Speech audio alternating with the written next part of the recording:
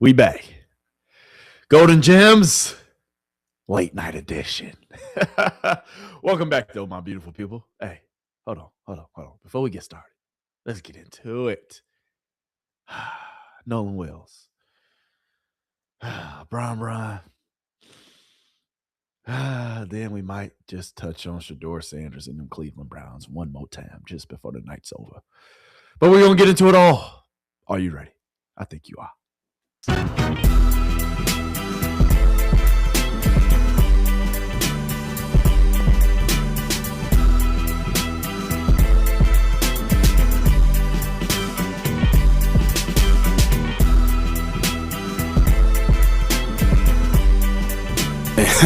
Hey, we live now, really.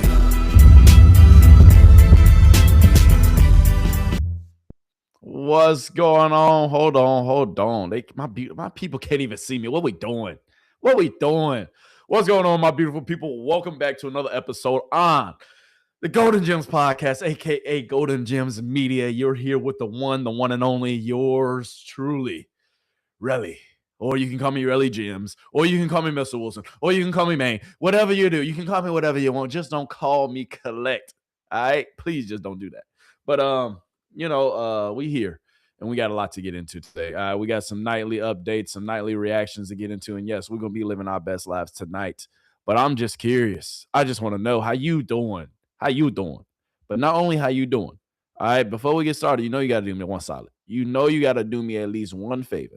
All right, please, before we get started, please make sure you do me this one favor. Please. Make sure you send this to your mommy, your daddy, your best friend of another friend, Lit Johnny, Lit Timmy, and don't forget about Lit Susie too. Make sure you send this to her. You can't keep all these gems to yourself. All right, that is selfish. All right, come on. We talk about this all the time. You can't be selfish. You can't be like that. It is not nice. It is not fun. All right, you can't do that. All right, so send these gems to everybody.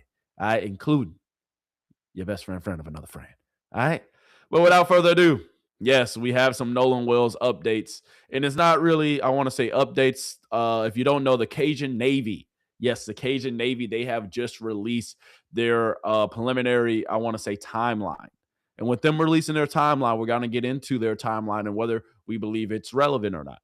Nancy Grace, she had some of them on or a few of them on. She got into it a little bit. We will take it up with her and we will get into some things that she talked about with her guests. But before we get into that and before we get into things with Nancy Grace, we will get into our bedroom lawyer because our bedroom lawyer had a few things to say. You know, our bedroom lawyer, she's out here putting in the work, putting in the groundwork. We appreciate her so much for continuing to always give us what we need. And that's daily updates and that's daily commentary. She does a hell of a job. All right, but without further ado, all right, please, once again, make sure you hit that like button. Make sure you hit the subscribe button. All right, don't be a stranger. All right, you ain't got to be like that. All right, make sure everybody get these gems because we about to get started. All right, I appreciate you, though. All right, thank you for always tuning in. Thank you for always showing love. I mean, it goes a long way. Like I always say, I'm grateful for you, and I appreciate you.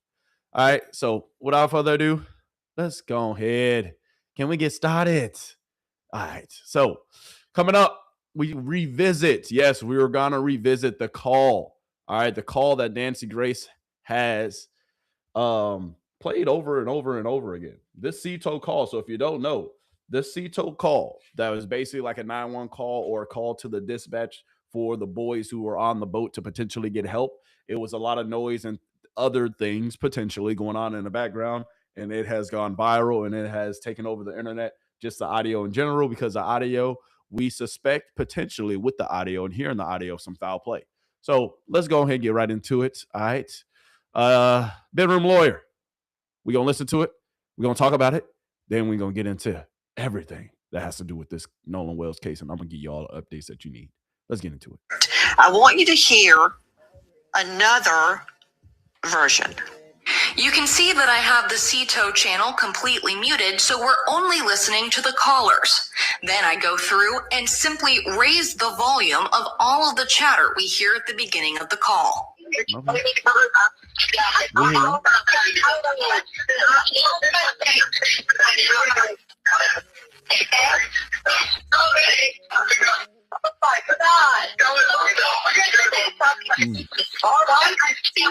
Hey, we're at the west tip of Horn, and Our bilge pump stopped working. We're sinking. Can y'all please come? We have a membership. No, let's go. Oof. Susan, that was enhanced by my producer, Sydney. I know her like that. Hear it. I want you to hear another version. Like that, Lacey.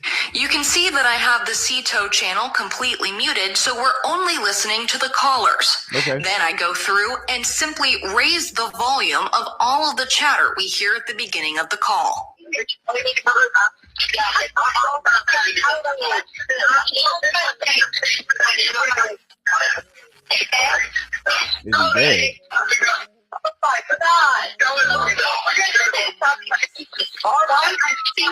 Hey, we're at the west tip of Horn, and our bilge pump stopped working. We're sinking. Can y'all please come? We have a membership. We got a member. Okay. Let's go.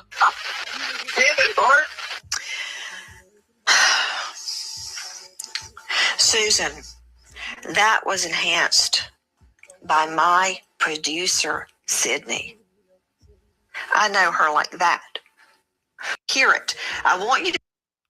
And with that, our bedroom lawyer had what's interesting about the Nancy Grace CTO audio is that it appears maybe in the beginning they were saying, can we cover him up? And that's going to be an interesting thing to argue. Were they saying, can we cover it up or can we cover him up? Yeah. Very, very, very interesting there.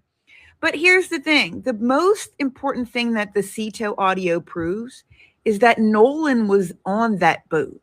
They were screaming his name, Nolan, Nolan, Nolan. And then they were saying, is he dead? Now, whether or not you can infer what happened from that, I don't know. But you definitely can infer that Nolan was on that boat and that they were well aware that he was not alive anymore. Now, do what you will with that. Now, what's interesting about the Nancy Grace... But do we agree with her saying that? Because with the Nancy Grace audio, it's coming from somebody that, you know, people can, I want to say, connect more to. They can respect where she is coming because she looks like some of the people, you know, who maybe feel a little uncomfortable with this story in particular. Right. But with that being said, you know, it comes down to, do we trust the audio? And Nancy being a former prosecutor, I'm not going to lie to you. I trust it. I believe in it, because at the end of the day, dog, she wouldn't. She would not, in my opinion, she would not. She would not. I want to say, play some over and over and over and over and over again and over again, like she has been doing, if it wasn't real, if it wasn't something to it, right? Just saying. But let's hear it again. Not really. Let me go back to Janetta Brantley, who sat there very calm and composed and articulate and showed you exactly how she did her process. And you all try to look up her arrest from 20 years ago for the same shit y'all's kids. She's talking about the female Jeanette, right? The female Jeanette who basically ultimately made the original call, and people didn't want to believe it. People started looking up her arrest. People started looking in her background. All right. With this Jeanette Burnett girl. All right. With her in particular, she enhanced the audio, and all she did, she showed us a whole process, exactly how Nancy Grace and the woman who she had enhanced audio did the same thing. But some people, once again, they believe in Nancy Grace, which I am wholeheartedly, I'm here for, because I believe Nancy Grace, but they didn't want to believe, at least some people, what the audio expert, who actually is a Grammy Award winner, had to say. So it brings a lot of things into question. Now, with that being said, let's get back to our bedroom lawyer. We're going to go through a few more of her videos. All right. We're going to go through a few more of her videos. All right. And then after that, we will move on. Okay. Sounds good. All right. Appreciate you. Why I said the beginning of the call is interesting. Were they saying cover him up or cover it up? And this person says he was alive when he got on the boat and died while he was on it. Cover it or cover him doesn't change the event. Oh, but it changes the charge big time. It is very, very significant. That is true. Because if we can prove they said cover it up, that's obstruction. If they meant cover him up, they might have just been trying to show respect for a dead body.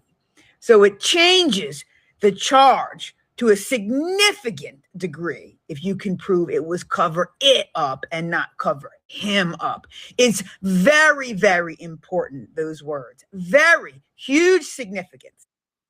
So she was saying basically with Nancy Grace's call, I will play it again. Obviously, we will look at another video. Since we're talking about the call, I will play this audio again. So that way y'all can go ahead and take a look at it. Because Secret Service Sam, he basically did a way better job with getting the audio. And yeah, let's hear what he had to say. All right. He's going to play the audio so that way you can hear it a little clearer. And then we're going to come back to our bedroom lawyer. All right. And I got you. Don't worry. Trust me. We're going to get to some Nancy videos as well. But right now, I want to use some of the influencers or the people who are just, you know, sideline investigators. All right. We're going to hear from them first. And then we're going to get to the legitimate people who I know we're going to get their word and we're going to get information that we can trust. All right. So we can speculate a little bit. Why not? Right. Everybody's doing it. No, I'm kidding. I'm only bringing out legitimate sources or people who I trust who's been covering this case. Oh, that's on me, y'all. That's on me. Her producer, Sydney, enhanced the CETO audio. Now, here's my question. Why do we have to have somebody white enhance the audio when Janetta Brantley did it so brilliantly, does the same thing, and now Nancy is like, look, I know Sydney. She would never do anything. She has no horse in this race, you know, like one of her little colloquialisms. But listen to this real quick. We have a lot of questions that have to be answered. Is the sound real? Has it been enhanced? Who enhanced it? Was it AI or doctored before Janetta Brantley pumped it up so we can hear it? I want you to hear another version. You can see that I have the CETO channel completely muted, so we're only listening to the callers. Then I go through and simply raise the volume of all of the chatter we hear at the beginning of the call.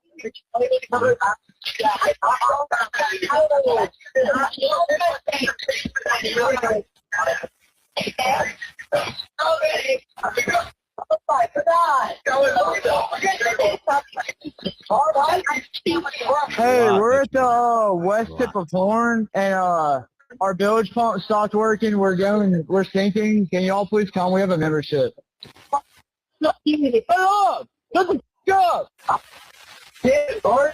What's crazy is this time I do hear, and as you can see in the text, want me to cover him up. Cover who up? Or cover you hear up. Nolan. We hear, oh my God. We hear Nolan don't die. We hear get in the boat. We hear shut the F up. We hear damn it, Bart.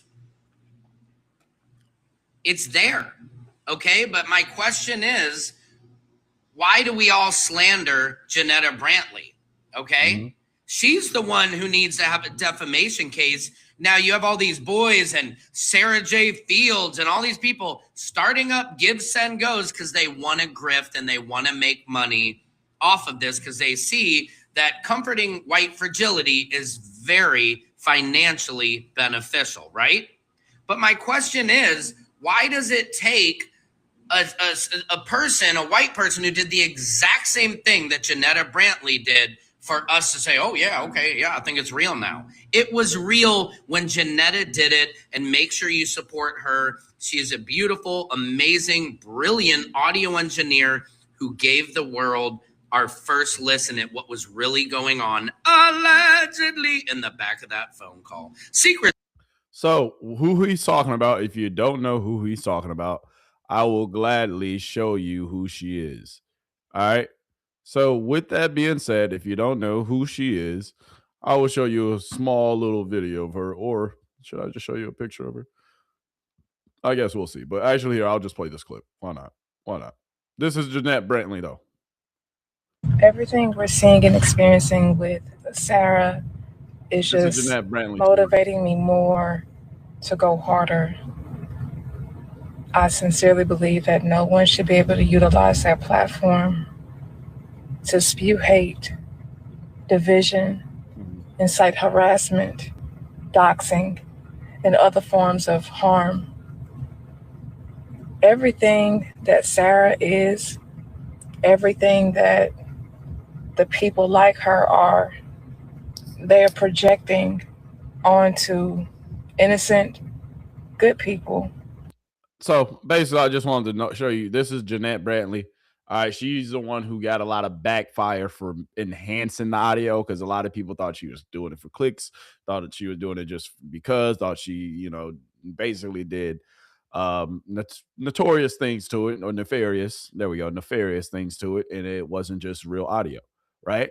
So with that being said, we're gonna get into a few other updates as far as Nolan Wells goes. All right, we will go ahead and continue to talk to our bedroom lawyer. Okay.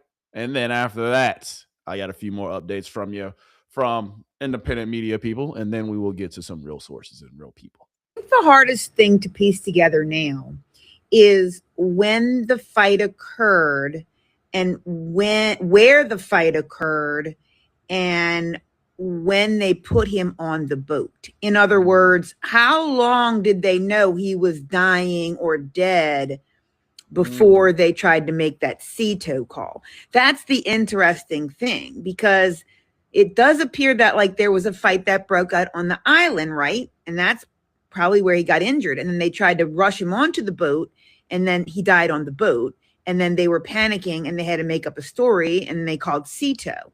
That's kind of what it feels like. But how you prove all of that, is difficult. But that CTO call didn't just align up perfectly with him dying. Like that was they're trying to way to get out of it. I think that's a fact. And with that being said, not only do we have to figure out where the fight occurred, because we know it had to have been some type of fight. At this point, we know that there was foul play. Yes, we haven't got the autopsy back. Yes, we haven't gotten certain things back. But at this point, I think we all can lean on to the understanding that something potentially happened with Nolan on that boat and during that sea call. Something potentially happened where Nolan, at the end of the day, hey, he potentially was unalived. And now we need to figure out whether if he was on that boat or not.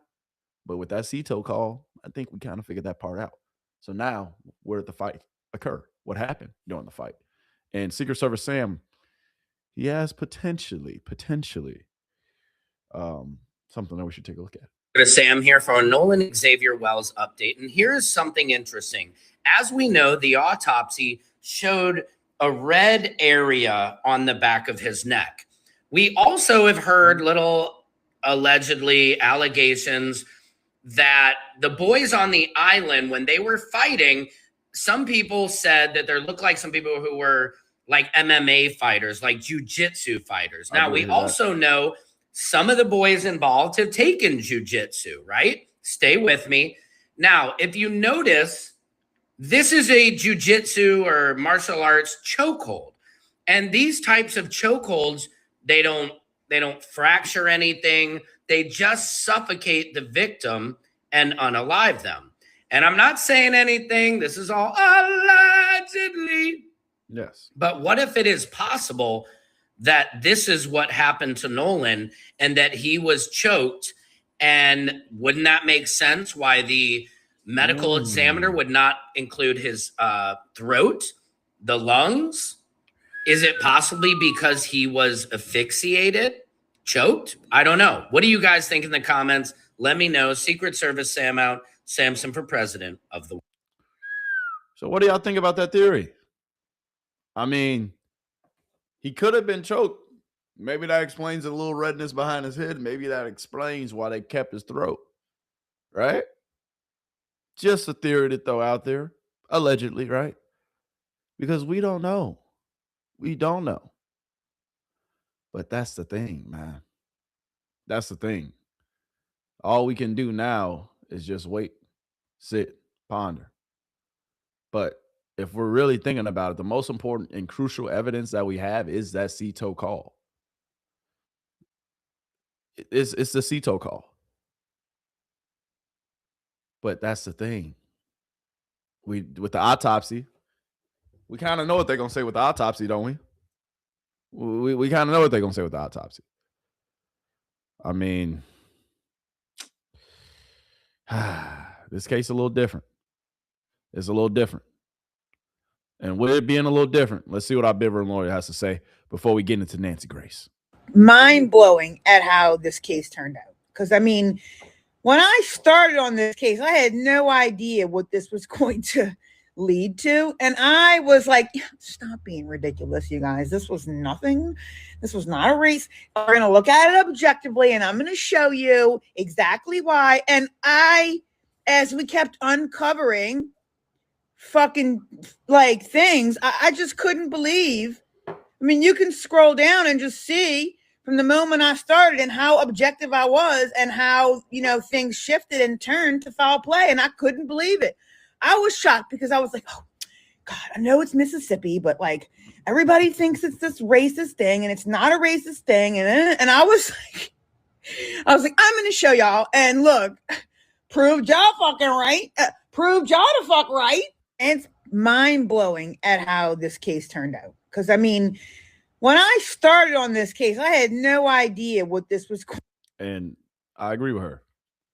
This case has taken a turn that we all, just at the end of the day, want answers to. But I want to tell you this. And I want to show you this. Because for somebody to be now coming at Nolan Wells' mother's job, before we get into everything else, right? Before we get into everything else, actually, I should wait to actually touch on this. Let's see. Yeah, we're going to wait to touch on that. All right, we're going to wait. But one of the craziest things that we have to get to the bottom of, Bivern lawyer, we're going to continue to give you the stage for a good 2 more minutes. Go ahead. What you got to say? This thing is the pool party story, which, I think had some true elements in it, but had a lot of red herrings. And I think the most important thing about that story was who. And what she said right there is key. We're going to go through and she's going to explain what red herrings are, right?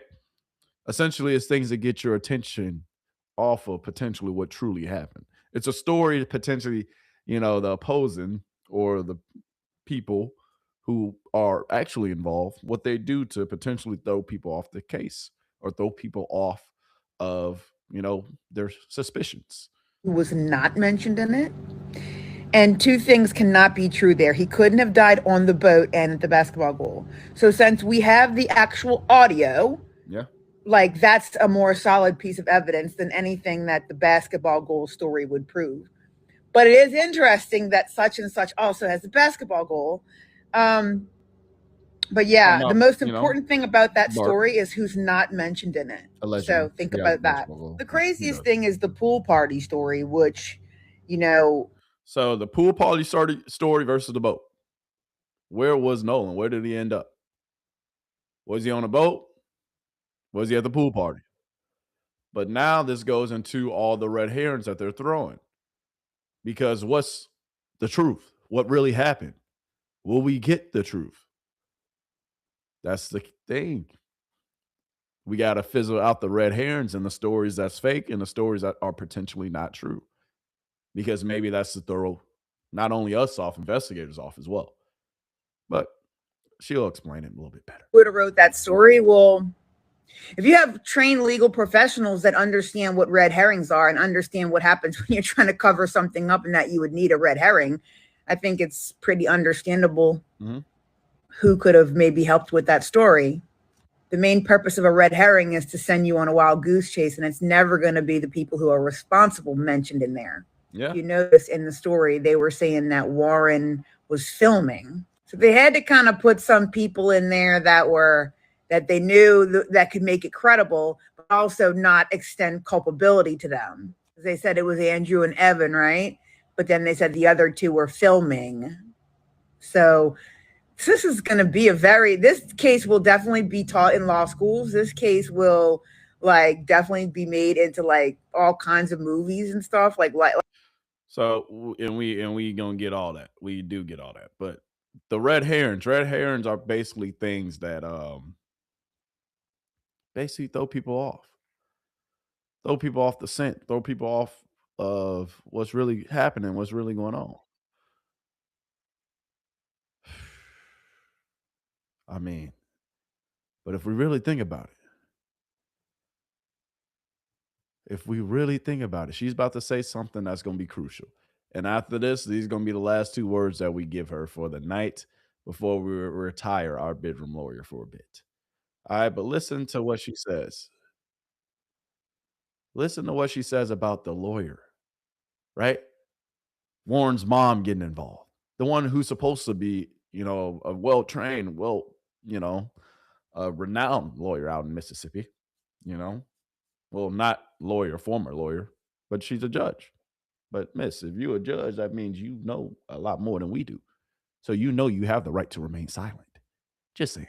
About how slow these people are in Mississippi. I mean, imagine you're a trained lawyer, a licensed attorney, and a sitting judge, triply well aware of your right to remain silent. And your fucking caucasity, your fucking privilege blinds you to the point you're going to go put your own kid or stepkid or whatever on a podcast in the middle of an open investigation for the world to see him lying about everything. I've never seen such caucasity in my life. Like, there's no podcast. Baby, you fucking not talking to nobody until this shit's over with. Are you dumb? I mean, the most educated people in Mississippi are still a bunch of slows blinded by their own privilege. Just thinking about how slow these. When she came out, what is she thinking? We can say whatever we want. We can say whatever we want, and they'll believe it. I'm a lawyer. I'm a judge, right? It don't work like that. It don't work like that at all. At all. And the thing that I really want to talk about, though, is how people are coming at Nolan's mom. Like, Nolan's mom shouldn't have anything to do with anything besides being allowed to grieve. But Secret Service Sam, what's going on with Nolan's mom before we continue to move on? Sam here with a Nolan Xavier Wells update and a message to the people of Ocean Springs or anybody worldwide who is messing with Christine Walmsley. Keep her name out of your mouth. Did you hear that? I just walked up on stage and smacked her name out of your mouth. Why would she have to come on social media and dispel rumors that she has been fired? So here is her message. I wanted to take a moment to clear the air regarding my employment with Memorial Health System. I am still employed at Memorial Health System as a family nurse practitioner. I was not fired. Following the tragic passing of my son, I am taking time away from work to grieve and to heal, which I believe anyone can understand. Memorial Health System has been incredibly accommodating and supportive during this difficult time as I navigate the trauma of losing my son along with public scrutiny I have been experiencing. For that, I am sincerely grateful. Thank you to everyone who has reached out with kindness, prayers, and support. My focus right now is on healing and honoring my son's memory. Justice for Nolan Wells, forever 18. See, and that's the thing, though, y'all. Why does Christine has to come out? Why does Christine has to come out? Why does she have to come out and release a statement talking about her job? Why does she have to do that? Well, it's because people are leaving her negative and bad reviews. It's also because they also started to go after her goddamn nurse practitioner's license. That's how dirty we getting out here. Y'all trying to intimidate the mom? Talk to him, Secret Service. Secret Service Sam here with a Nolan Xavier Wells update from the office of Ben Crump. Nationally renowned civil rights and personal injury attorney Ben Crump issued a statement after Christine Wells Walmsley, the mother of Nolan Wells, was notified that the Mississippi Board of Nursing has opened a professional misconduct investigation against her based on a complaint filed by an anonymous person. Nolan Wells was found on Horn Island on July 6, 2026. His cause of death remains undetermined and an independent autopsy was inconclusive. Attorney Crump issued the following statement. Christine Wells Walmsley was robbed of her son 1 month ago, almost to the day. She has spent every moment since asking one question: what happened to Nolan? Now someone is going after her nursing license anonymously without the courage to put a name on it. This is a warning shot at a grieving mother meant to pressure and scare her into staying quiet. It is a distraction. It is an intimidation, and we will not let it stand. Christine had part of her identity stolen from her the day Nolan died. Now someone is trying to take another piece of it. This cruelty knows no bounds. Look at the timeline. Christine has cared for patients in Mississippi throughout her career, years of service to her patients without a single complaint against her to the Board of Nursing. So she's gone her whole career. She's gone. The mother of Nolan Wells has gone her whole nurse career without getting not one single complaint.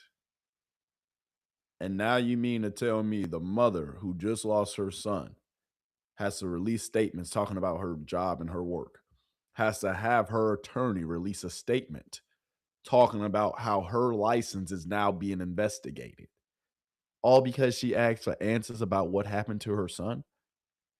Are y'all serious? That's how low people are? Like, regardless of whatever side of the aisle, like I keep on saying this, regardless of whatever side of the aisle you own, there was still somebody in a family who lost their life. This is still a mother who is grieving because her son lost his life. And you mean to tell me we got people out here really calling her job, leaving bad reviews, and then you calling the Mississippi Department of Nurses Board to try to get her license revoked, all because she's asking for answers about what happened to her son? This says more about the people in America than anything, in our society and our culture, because this is what's appropriate. That shit is disgusting and horrible, if I'm being honest with you. But I digress. Then her son was found dead. She did what any grieving mother would do. She took a leave of absence to bury her child and search for answers. And only now, after all that, does an anonymous person want the Board of Nursing to believe she is a bad nurse. Nothing about her practice changed. The only thing that changed is that she started asking questions. As she continues to grieve her son and seek answers about what happened to him, she is now also forced to defend her professional record. No family should accept that, and no institution should tolerate it. Attacking a grieving mother's career does not answer the question of what happened to Nolan. It tells us the question matters, and the answer is scaring somebody. That is key. Let's drop a bomb for Ben Crump for pointing out the god dang obvious.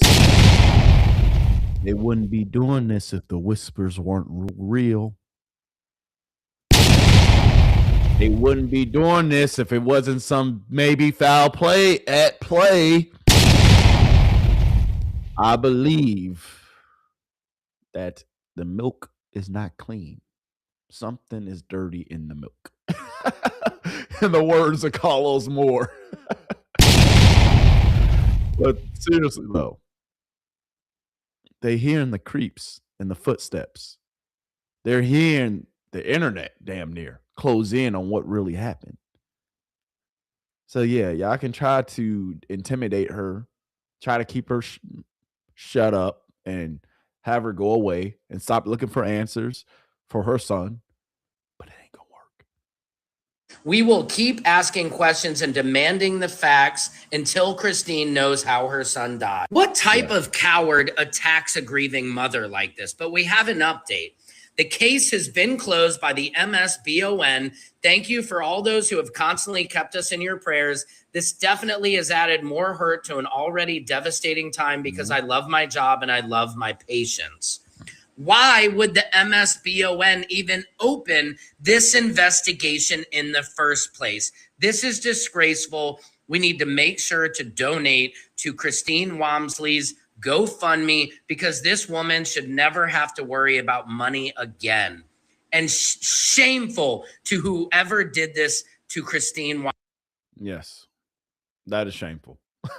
That is shameful. Like, to be quite honest with you, like, all jokes aside, like all BS aside, this is not the joking matter, but for a grieving mother to have to answer these questions, even for the Mississippi board, like, she hasn't had a complaint her whole career. For even you opening an investigation, I know, that's probably what y'all obligated to do, but you should have known that if it's coming from an anonymous source and that anonymous source doesn't have anything to back it up, why even entertain it? Why even open an investigation into her? Because that's kind of a little bit disrespectful, in my opinion, because at the end of the day, if she's never had the track record and she's been a nurse for over however many years, and she ain't never had anybody say anything about how bad or how she was doing, yeah,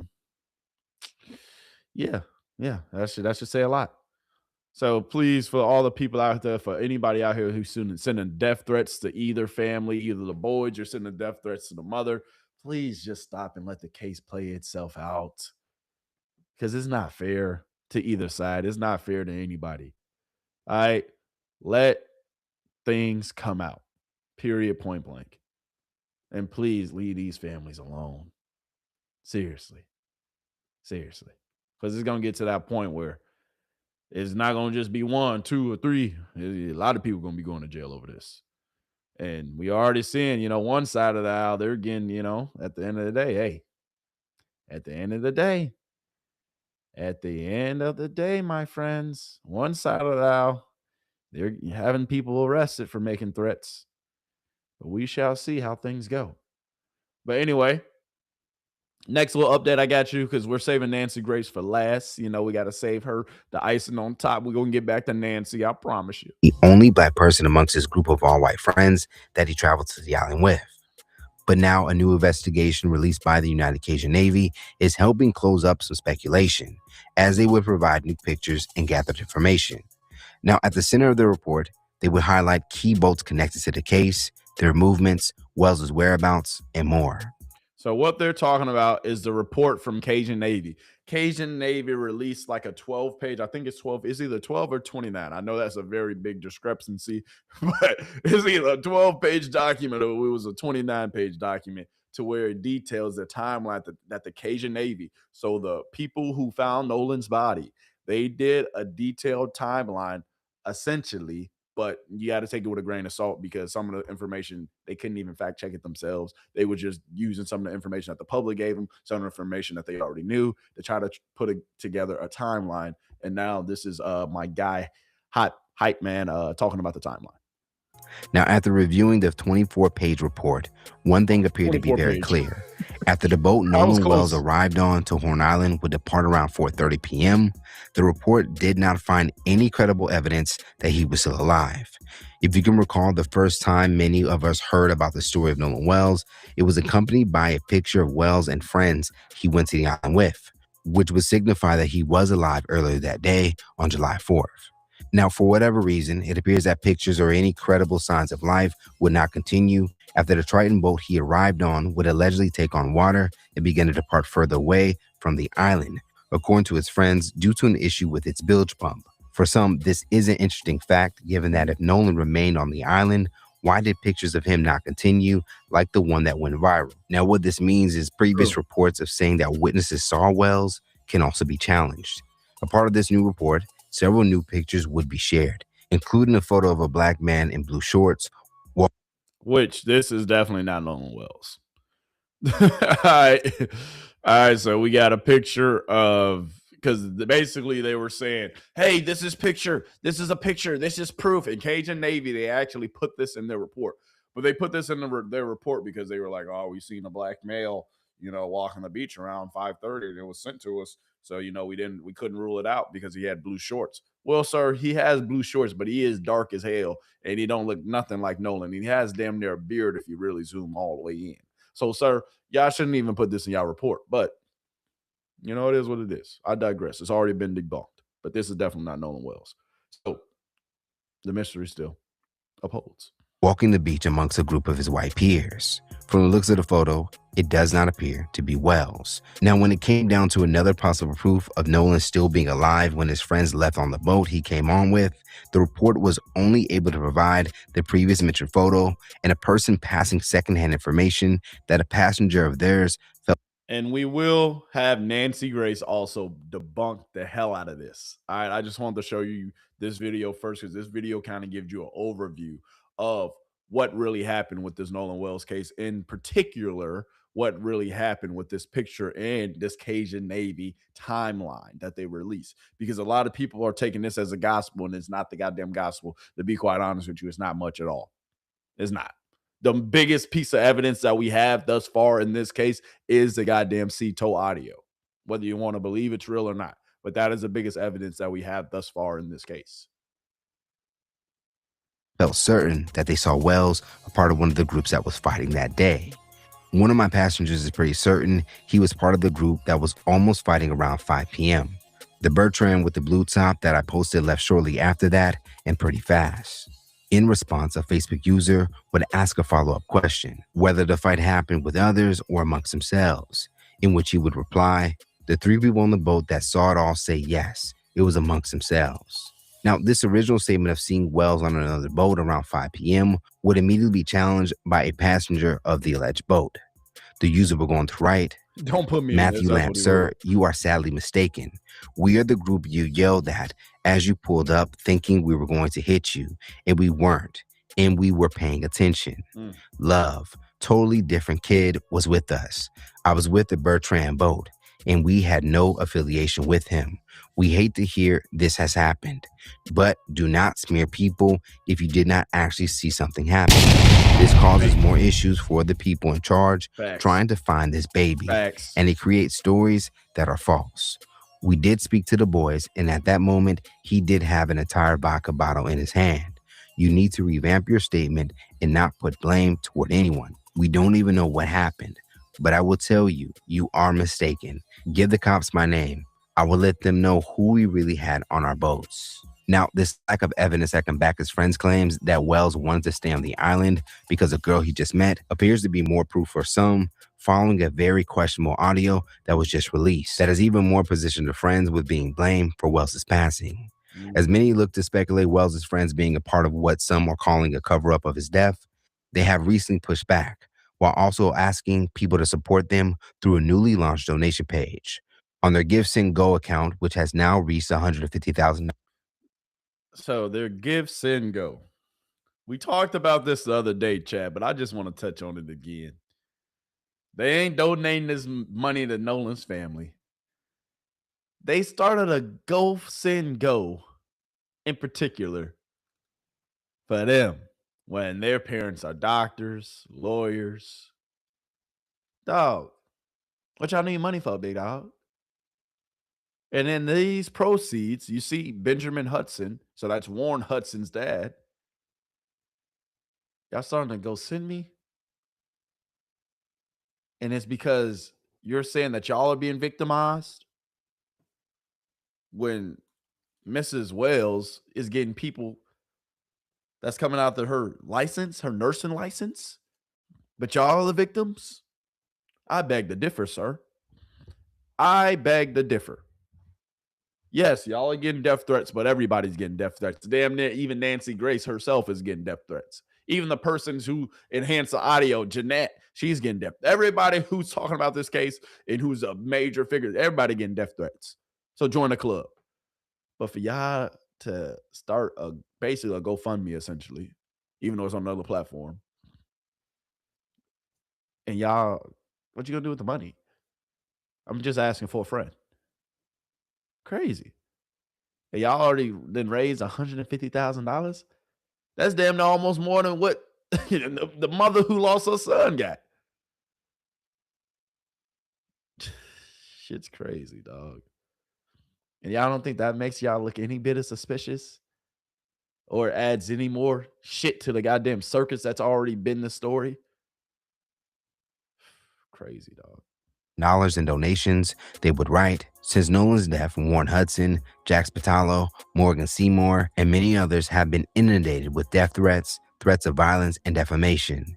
They have been falsely and wrongly blamed by individuals online and in the media by either directly or indirectly having a hand in Nolan's death. Most of them could not attend their own best friend's funeral. Why? Because race baiters send a deranged army after them online in the name of justice. Since the beginning of the investigation, these young men have cooperated with authorities. But y'all saying that they sent a rage baiter? Hold on, let's read this together, chat. Y'all saying that they sent a race baiter towards them? Dog. Dog, ain't nobody race baiting. Y'all just continuing to draw more and more and more and more and more attention to yourselves.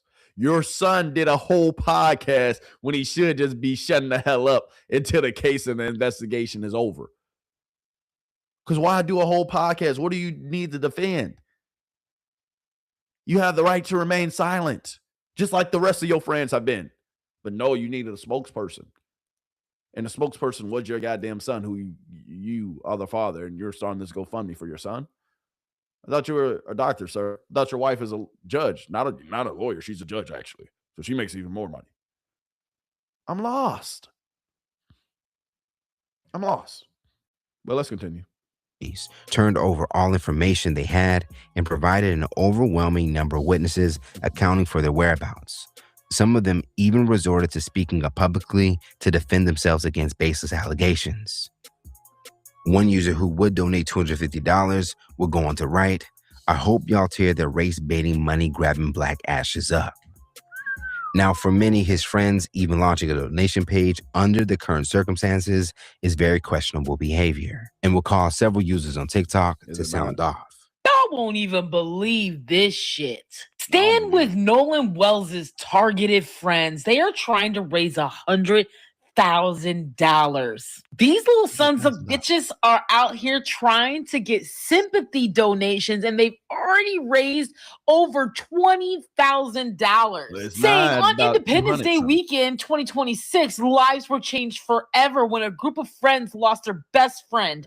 No family should have to endure the pain of losing a son, and no friend should have to grieve the loss of a brother. Of a brother? You mean the brother that you left? Allegedly. You mean the brother that you allegedly left after he had been drinking?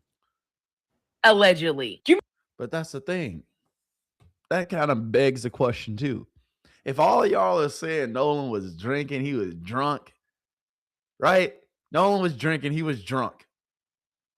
But he decided to leave his phone on a boat, and y'all wouldn't at least make sure he had his phone if he's standing on the island and he's drunk. And then on top of that, if he's your best friend, that's your boy, right? As y'all say, he's your best friend. Why would you even let him stay to talk to a girl? Dog, no, get your ass on this goddamn boat. We got to go. We leaving.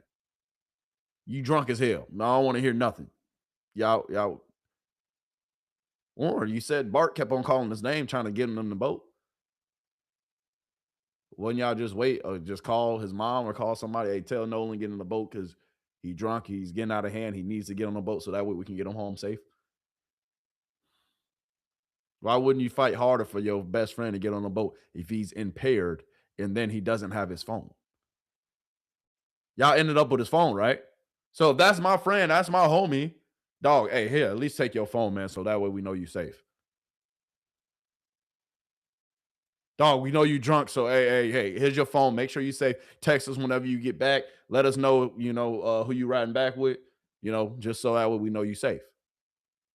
Those are things that friends would kind of take into consideration. Friends would do. And friends, I've never seen friends of somebody who died start a GoFundMe. Never.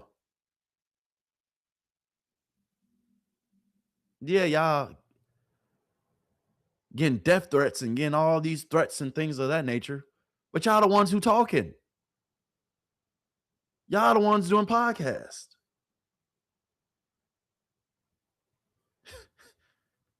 You have the right to remain silent. Y'all should have stayed your ass silent. And y'all continue to do this and do that and talk and do that. It's not helping.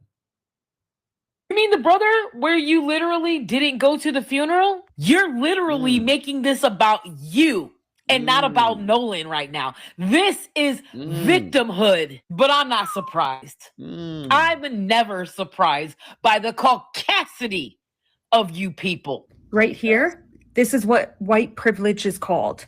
White privilege, right here. Right here. It is disgusting. They're not raising money for Nolan's family. They're not helping out. No, it's only about them. This is what they've been doing since day one, protecting their own asses. That's all they care about. You know what someone said to me the other day? You're really judging these white boys. Have you not opened your eyes and seen how they are moving? How their family is moving, Dang, she took what the their words right out of my mouth, actions didn't she? are, how their behavior is. Dang, she took all the words right out of my mouth. Wow. Seems like she just has eyes too. She's just been paying attention to the case a little bit as well. Interesting. How their body language is, how they're even expressing stuff. You don't go on some racist mega podcast guy and you get interviewed by him. No, you don't do that. Well, you do that if you're paying him. Did y'all not hear that come out? Yes. Brandon Tatum, he's actually on their payroll. Yeah.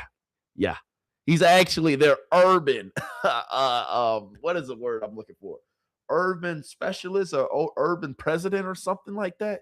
Yeah, Brandon Tatum. The reason why they went on an interview with Brandon Tatum is because they're paying Brandon Tatum. Shit's crazy.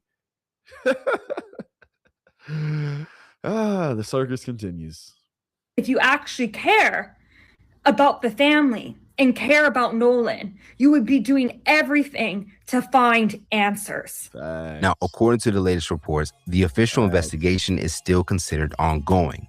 So if there is proof that Nolan was still alive on the island when his friends left, it has yet to be revealed by local authorities and investigators assigned to the case.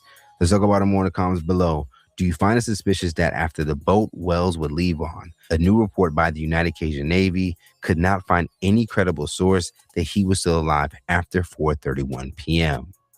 Reporting live from Hypers Club, Fright Plus News, I'm Janaba. Yeah. And now, with that being said, you waited. You've been patient. And now we got to get to the one and only Nancy Grace herself. Dun, dun, dun. Actually, hold on. Before we get into Nancy Grace, actually, I'm going to save her for a little bit. Carlos Moore, what you got to say about the case? This is a former judge. Of course, you see our guy there, Secret Service Sam. And we see Judge Carlos Moore, the retired judge from Mississippi. Yes, he's a retired judge from Mississippi. His opinion is a very valuable one. His opinion is one that we should trust as a former judge in the state of Mississippi. But yeah, things are not going normal as they should in Mississippi based on my past experiences being there. I'm a former prosecutor, former judge there, as well as a former private practitioner. So you're a former private practitioner, former judge. And boy, you got a lot of credentials, so you might know a little something there, huh? Okay. And I have not seen anything like this in my time there in Mississippi. So I'm very surprised that things are not going as they should in my own Interesting. Now, how do you mean things are not going as they should? Can you elaborate on that a little bit? Yeah, I do know that usually prosecutors, law enforcement, or whatever, they go for the low-hanging fruit, and there's so much there to pick from. So many things that people could have been prosecuted for by now, or at least arrested for by now. I mean, there's underage drinking. I mean, in Mississippi, the legal drinking age is 21. So anyone under 21 caught drinking, or that's underage drinking, contributing to the delinquency of minors. Anyone who bought the alcohol for the minors, that is illegal in Mississippi. Someone could be arrested for that. Theft, grand larceny, petty larceny, that's illegal in Mississippi. Right, the cell phone, the keys is what you're meant. Correct. So you had someone saying, "Give me my phone back, my freaking phone back, my effing phone back," and no one gave the phone back. So why not arrest that person? Clearly, there's witnesses that know who had the phone. Right. Allegations of illicit drug use. Drugs are still illegal in Mississippi. Nobody's been arrested for that. And so there's so much there that pressure could have been applied to certain people to have them to speak towards the ultimate crime of murder. But here, it has not happened. And that's the normal way that crimes are solved. If you put pressure on folks for lesser crimes and they initially spill the beans, they eventually spill the beans on the greater crime. Interesting. That's an interesting perspective. Yeah, because my question is, like, you hear that is an interesting perspective. Because if they really want to arrest him, or they really just want to bring him in and just interrogate him a little bit harder, just arrest them for underage drinking. Just arrest some people close to him. You know, put the butts to the fire a little bit. You know, just do that. Apply a little bit of pressure. You might just get somebody to crack. But when you don't do nothing, you just sit back and let them get their story together. Let them rehearse it time and time and time and over and over and over again. Let them cover it up. Wipe stuff clean. Months go by. Phones, evidence, you can't get to it anymore. Just saying. The interviews of the two boys that have appeared, they both admit that everybody's drinking. They admit they're driving on a boat. Is that enough to get you prosecuted? I mean, are they in a sense admitting that they committed a crime and that you could say, look, you guys said on tape that, you know, nobody's 21. You say, people are drinking. Is that kind of incriminating what, Warren and them were saying?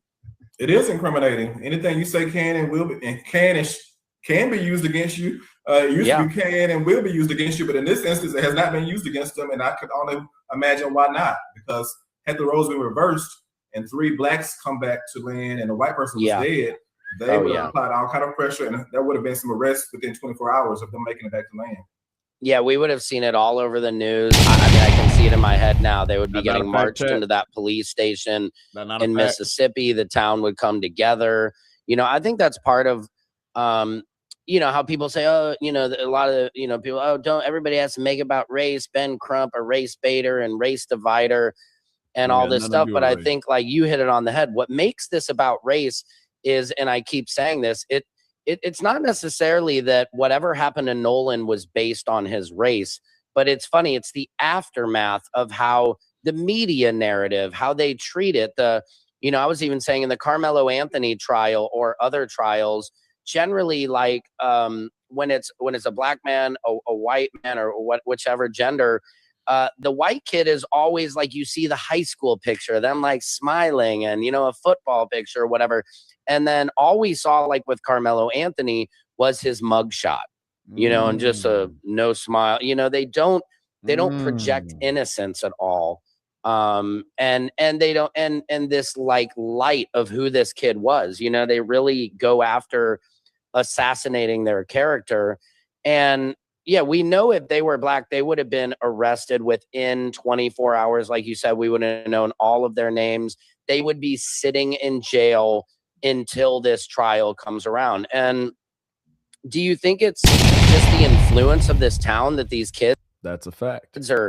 I mean, the fact that they're able to go on Tatum's show and just do these, canned interviews. Like, what do you think about that? Yeah, I think it's very odd, especially if it was my best friend that had been killed, mysteriously died. I would have been at the funeral. I understand that Officer Tatum interviewed one of the guys on the day of the funeral. I drove from Atlanta to be there in Mississippi for the funeral. And so why couldn't that person that was allegedly the friend be there, just go a few miles up the road to be at the funeral? I'll never understand that. And you were at the funeral. I didn't know that. Can you tell us, like, what was that like? Did you see any of the boys that were in some of these photos at all? Or what was your experience there at the funeral? Yeah, the pain was palpable. My heart really went out to the mother and the father. I mean, sometimes Christine Wansley's crying was inconsolable. I mean, it was just heart-wrenching to witness. And then I could just imagine. All right, so I appreciate him asking the question about the funeral, but he gets to some deeper and some better answers to this case, and I really want y'all to see that part. So we're going to go ahead and zoom forward. When they talk about Ben Crump, that they act like he's this cancer that's been brought into Mississippi to stirring up all these race, and it's like, this is Mississippi at the end of the day. And I found it very disrespectful that Trayston would be angry that Ben Crump was, he made it 1,000% worse. You know what I mean? They don't know who they're messing with. And it's like, but you're talking about the family. The family hired Ben Crump to come in and get justice for their son.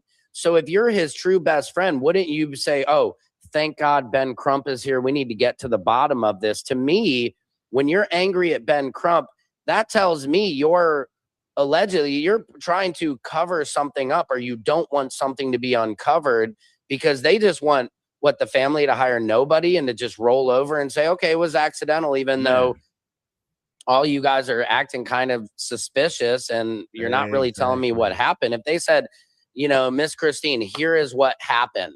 He fell off the boat, he hit his head, we did our best, we called the cops, we called an ambulance immediately or something. But, what are your thoughts about that? Yeah, the people that were last known to be around Nolan, their actions have been very suspicious, and so have they not? I don't blame Christine and Elmore at all for hiring Ben Crump, who's an excellent attorney, in my opinion, to come in and do an independent investigation, to lead an independent investigation, and to shed the light of day on some things. I mean, the family is asking for transparency; they're not getting that from the local law enforcement. And if Tristan wanted to be mad at anyone, he should be mad at the local sheriff, Ledbetter, who came out within a day of the death of Nolan and said that no foul play was suspected. How could you not suspect foul play so soon? No autopsy had been done. The investigation had just started. And so how can you not suspect foul play? Why wouldn't you? Exactly. Why wouldn't you suspect foul play? If this man washed up on a beach, on a shore, right? After being with his friends the whole day for basically the 4th of July, and nobody knows nothing to seeing anything, at least you can say, is right now we're still investigating. We don't know what happened, but we will get back to the public for more. We will get back to the public if we have more answers to your questions eventually. That's all you had to say. That's all you had to say. But for you to say there's no suspected of foul play and it looks like just an accidental drowning, coming out after 5 minutes after you just found a body and saying that, that's not smart. That's not a bright thing to do. It's just going to bring on more questions. Right. And I know Sheriff Ledbetter, I've done some research on him, and he comes from his family is they've all been the sheriff. It's like this thing that's passed down generation after generation. And I think what a lot of people don't grasp about Mississippi is it wasn't more than 60 years ago where they were killing people in Mississippi. They were holding picnics to lynch people and this and that. So do you think that just went away? Your great grandfather was probably part of that. And then your grandfather, and then it's just, I don't understand how people don't get that racism is passed down generation to generation. It's not something that just goes away. But what do you think just in the ways that he has handled it? I know your video that went viral and everything, can you explain to people a little bit what just gets your spidey senses going that just something doesn't seem right in the way they're handling it? Stacey Turner, the medical examiner, I know she has a history of ruling things undetermined or accidental. So, just explain to us how the whole system is kind of working against Nolan. Yeah, and Sam, I'm from Mississippi, so I can talk about Mississippi. It really stinks to high heaven, some of the things that I've seen and witnessed during my time there. And so I'm so happy to be living in Atlanta, Georgia now because. And we will get back to that. But let's get into Nancy Grace. I know this is what y'all been waiting for. All right. Navy, the U.S. Cajun Navy, based on all sorts of statistical data, New photos are emerging. Take a look at this photo before we go to the Cajun Navy. Look at this. Check out what you're seeing. Look at all the boats surrounding where Nolan was. Leave up the photo out to Caitlin Becker, senior national correspondent, New York Post, star of New York Postcast, their new podcast. Caitlin, what are we seeing? What are we seeing? Well, what we're seeing here comes from this new report from the United Cajun Navy, and you're seeing several boats strung together. This is one of the first images that we've seen of this certain configuration of boats there. They're all identified, one of which was the boat that Nolan came out there on. There's several others kind of anchored with it and tied up, which begs the question of where was Nolan when this photo was taken? Because it's unclear if he's actually in it. What time was this photo actually taken? So what you're seeing here is, as you said, a potential pool of witnesses. Hey, Caitlin, look at this. So you mean to tell me 1 boat, 2 boat, 3 boat, 4. 1 boat, 2 boat, 3 boat, 4. All these boats, they're all ported together. You see all these group of people, all these group of kids. You mean nobody saw nothing? Nobody was with Nolan. Nobody was kicking it with him. Nobody was spending time with him. Nobody saw anything. That's crazy. That's crazy. There's boat number 1. There's boat X. There's boat number 2. There's boat number 3. And there's a boat from which the photo is taken. Now, look in the water. There much has been made. Nolan Wells was drinking. Okay, well, apparently everybody was. They all have containers, open containers in the water. Okay, as far as I know, that's not a felony. Boat number 1, full of people. Boat X, full of people. Boat number 2, full of people. Boat number 3, full of people. People on the boat from which the photo was taken. Some of these boats tied together. You know what that means in my world, Caitlin Becker, joining us in the New York Post? Let me see, Caitlin, please. That means witnesses. See, when I look at that, I see witnesses. Other people say, hey, there's people having a good time. I see witnesses. Do you see all those people? And a lot of them. Who were they? Have they been spoken to? Have they been polygraphed? What can they tell me? That is the question, right? We don't know from an investigative standpoint who has been spoken to, exactly who is in this photo, and what they have or haven't told law enforcement. Yes, because nobody has said there. But from what our reporting has showed, there have been dozens of people who have spoken to law enforcement as witnesses. But Nancy, we don't know if it's any of these people that you're seeing in this little cove area. Right. You see Nolan right there. So that's Nolan's little head. Look at this little bean top, little muffin top, right? You see Nolan's little muffin top right there, right? That's little Nolan, rest in heaven, my guy. But you see Nolan right there. And you see all these group of people that he's surrounded by. A ton of people that he's surrounded by. And nobody was still there with him. Nobody saw anything.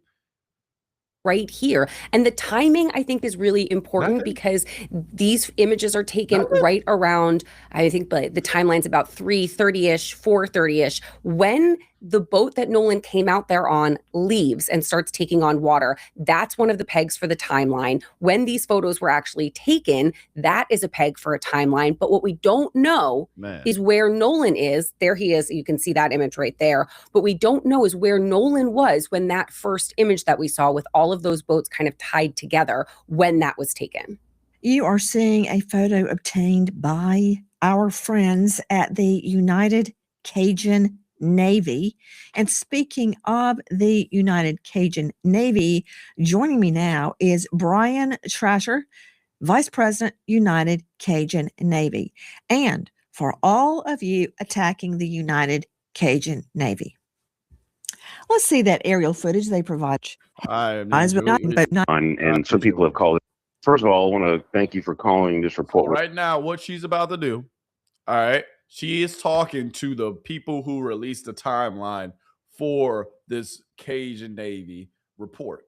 This Cajun Navy report was a 24-page timeline. not the investigator's timeline, not the timeline from the DA's department. No, this is an independent Cajun Navy, the ones who helped search and find Nolan Wells' body. They released a timeline to potentially either help authorities or assist with authorities and just give them some information potentially if they haven't already got it. Say if they haven't received any of these pictures or videos, they put it out there just to help out.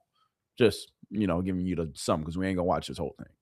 What it is, and it's a timeline, and some people have called it an investigative report, and that's not accurate because, as you know, we're not investigators. And what we did, Nancy, was we asked our followers, say, hey, if anybody was there that day, you have pictures, videos, whatever, send it to us just so we can go through it, see if there's anything relevant.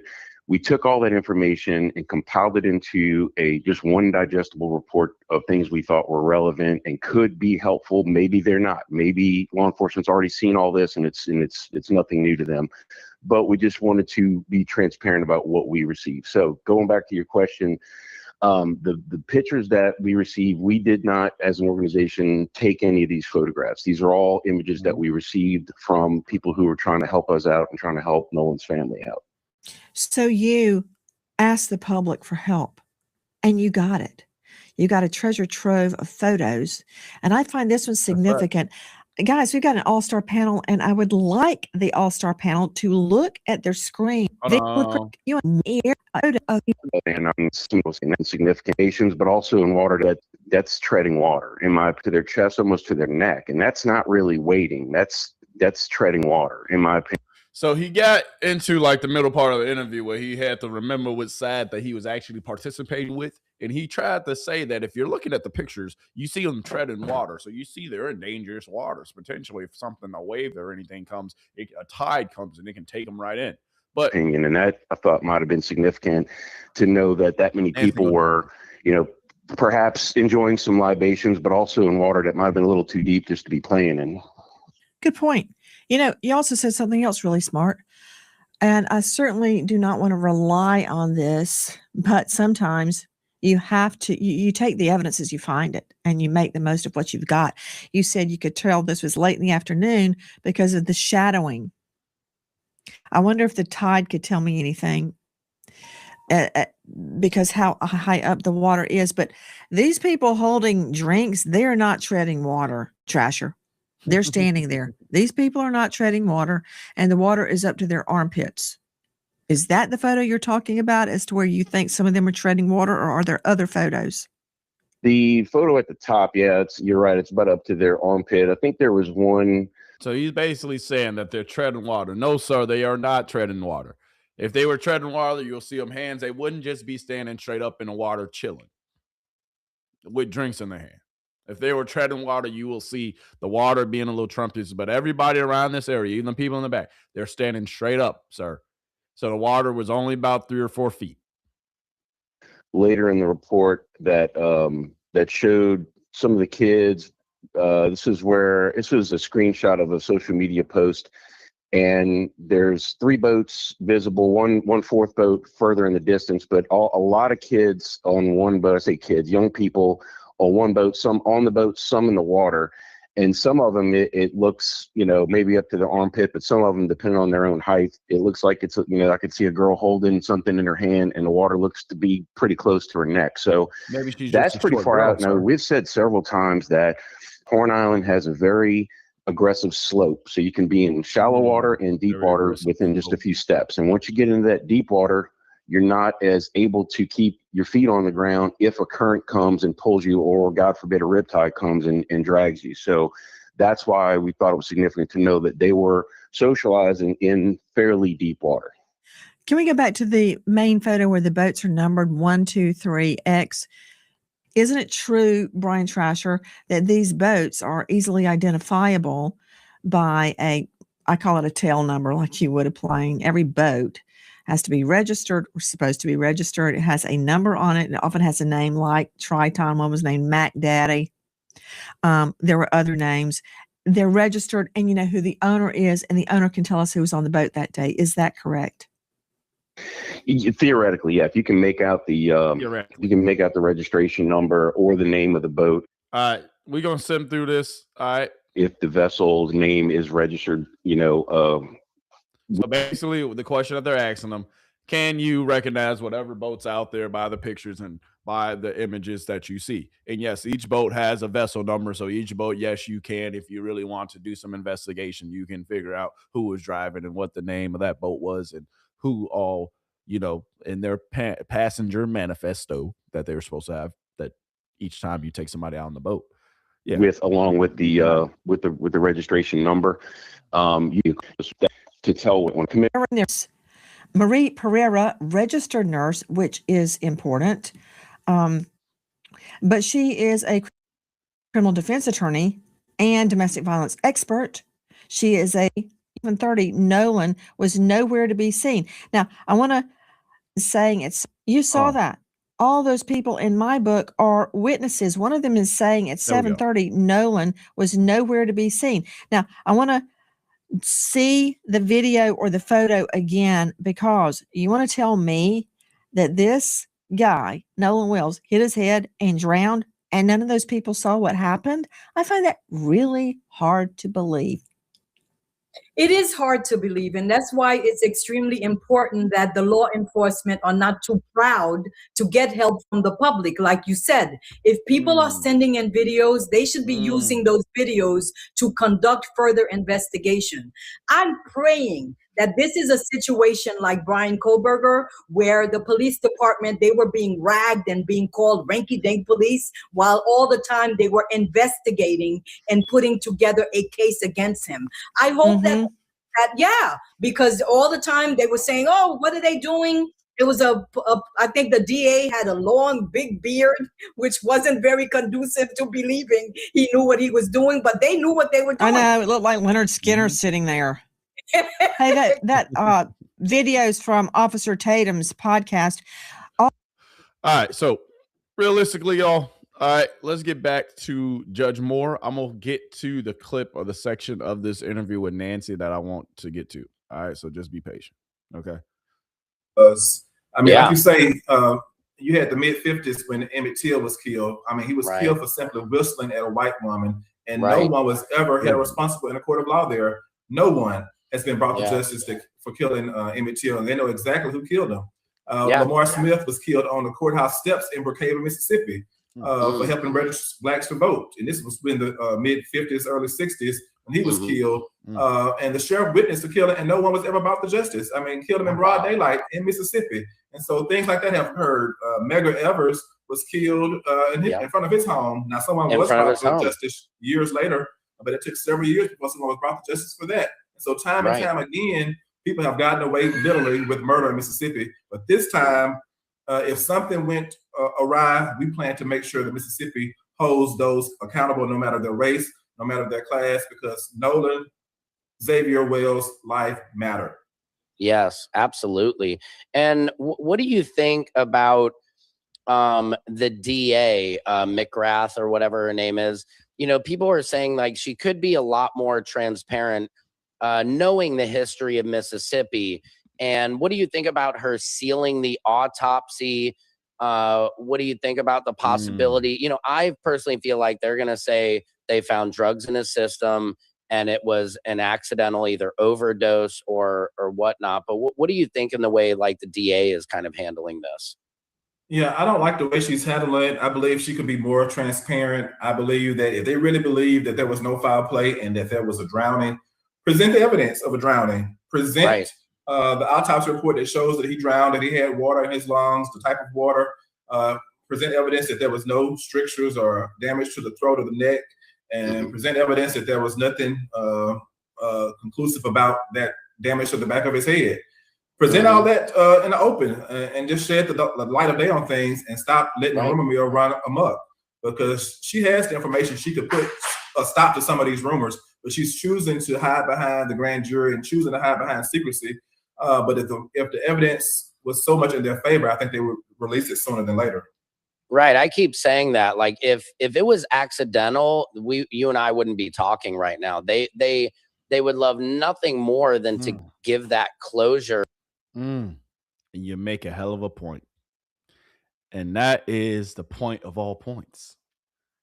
Chat. If it was really that cut and dry, that black and white, That right between the lines. Why wouldn't they just release the autopsy and send everybody on their way? Say this is an open and shut case. There's no need to investigate. It was an accidental drowning. Here's the autopsy. Here is the investigation report. Didn't take us any time because it was an accidental drowning. There was no foul play suspected. Why wouldn't you just release all that and just send on our way? Just send all of us on our way. But instead, you're saying, no, we're going to keep the autopsy sealed. We're going to keep the investigation sealed. No updates, no reports. We're going to keep all this information sealed and take it to a grand jury. But if there's no foul play, why do you even need to take it to a grand jury in the first place? If it's just an accidental drowning, no foul play suspected, just water in the lungs, he drowned, then why wouldn't you just silence everybody and keep the noise down so everybody can just move on with their lives? But no. That's because, chat, it's not so cut and dry, chat. Not so black and white. Just saying. Just saying. And it's interesting how they don't realize, or maybe they do, that they're almost stalling out for more time to figure out what they can do because they know it's going to be a disaster unless they can figure it out. Because, and what do you think about the autopsy? How, you know, we know for the second autopsy Colin Kaepernick paid for, that there wasn't the lungs, there wasn't the neck and all that. Is that normal for a medical examiner to, you know, some have said that's normal practice for them to not include it. But, you know, again, it makes the public say that looks pretty suspicious. But what do you think from your expertise? I believe that, and that's not my lane, so I try to stay in my lane, but from hearing other professionals, I did hear that I heard different opinions about whether or not it was normal. Some said that they could keep samples and they could have sent certain parts of the lungs or the neck, the throat to the other side to examine, because clearly to do a thorough examination, they would need access to that at some point. And so to not send it and not give advance notice that they were not sending it leaves a lot to be desired. Right. And what do you think about the defamation suit? I saw now the family, you know, they have their give, send, goes, and they're trying to sue Ben Crump and Al Sharpton for defamation. What do you make of that? And can you explain a little bit, if you know, if you can, about defamation? And, you know, because I think a lot of times it seems like a scare tactic, but just, you know, explaining how, as long as you're stating facts and not making things up, accusations that, you know, because I want people to understand. They're trying to create more distractions. That's what they're doing. They're trying to create more distractions. That's why they're doing it. That's why they're saying what they're saying. That's why they're trying to sue. They're trying to do this, suing people for defamation because they're spreading false narratives. Well, people aren't really spreading false narratives. They're just spreading the only information, the only evidence that we have as a public. But Mr. Judge, former judge, what's your opinion? Successfully for defamation, they're going to have to prove that you lied on them and said something that was libelous or slanderous to them. So something that you published either verbally or in writing that was a lie. And so at this point, right now, everyone is presumed innocent of a crime until proven guilty. There has not been a trial yet. And so what if somebody is actually proven guilty in a court of law? So I think it's really premature at this point, because the process is not played all the way out. And so you don't know who's going to be charged. You don't know who's going to be found guilty. And so how can you prematurely charge someone with defamation in a civil court? And so I just think it's very premature. I think it's a scare tactic. But as long as you're telling the truth, or you repeating evidence, the audio exists. I mean, you hear what you can recite what you heard on the audio. That's what you heard. Whether somebody else hears something else, that's different. But you know what you heard. You can tell what you heard from your perception. Perception is 9/10 of reality. Interesting. So it's not defamation if we're hearing Nolan, or we're hearing the damn it Bart, or we're hearing coming from a judge or lawyer, you know, cover him up, you know, in some of these words. So it's not defamation to repeat that, is what you're saying. If your five senses give you the ability to tell what you heard, I believe you can tell that exactly what you believe you heard. I mean, and that's just your perception. That's your opinion. That's your reality. And you have a right to speak your truth. And you can give an opinion. Like, for example, I did a video today about a text message that Ashley Cole, the judge, sent to Christine Walmsley, that, and I'll read it here for you now. And I gave my opinion on it, saying, it seems a little cold in the way of what she said. I'll bring it up right here. It was on Officer Tatum's show. It had it was confirmed. I talked to Christine Wells. This was a confirmed real message. And it was Tuesday, July 7th at 8:59 p.m., a day after they had found Nolan. And she says, Christine, this is Ashley Cole. If or when you ever want to talk to me, this is my number. And so am I allowed to comment and just say, look, that no condolences, no matter what, we're here for you. I'm so sorry. Am I allowed to say that and give my opinion and read this text that's been confirmed? Is there any, concern there with a defamation? So what he's talking about, I kind of want to play this clip because I actually felt like Secret Service Sam, in my opinion, he made a great point about this. And he does make a great point. If the mother, the judge, is going to offer her condolences or just say anything to Nolan Wells' mom, right? Don't you think she would have just a tad bit more of a please reach out to me if, there's anything you ever need. Our family is here for you, but what she said, was kind of dry. Was kind of, whenever you want to talk, just, call me. Didn't say sorry that you lost your son or anything like that.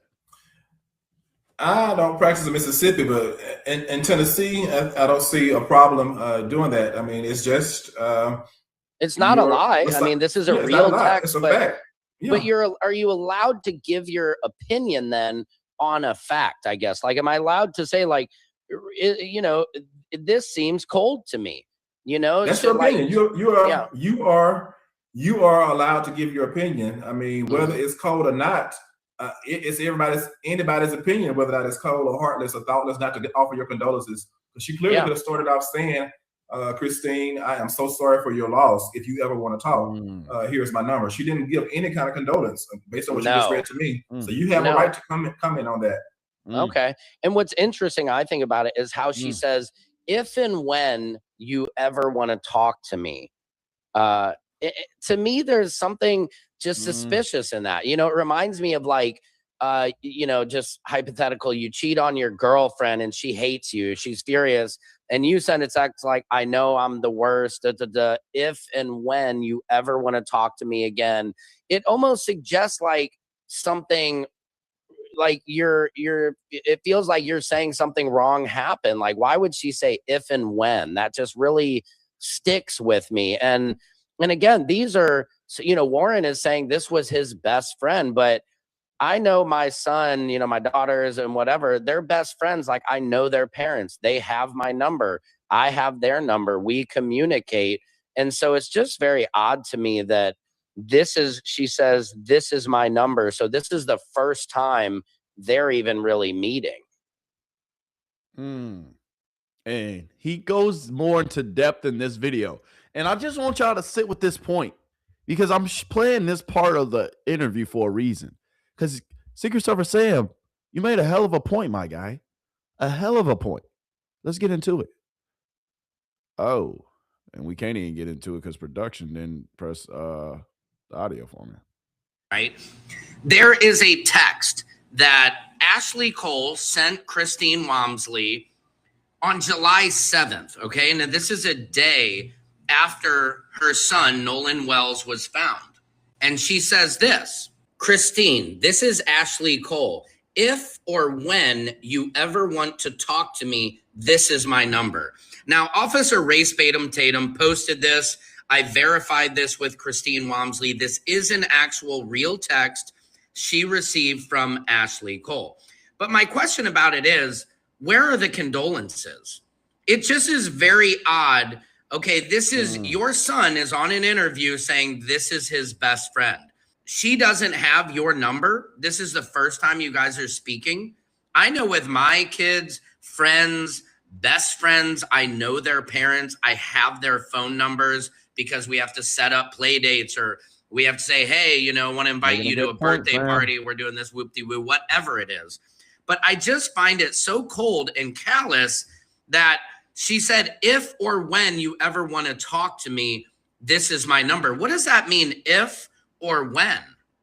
Why is there an if? Why would she not want to talk to you?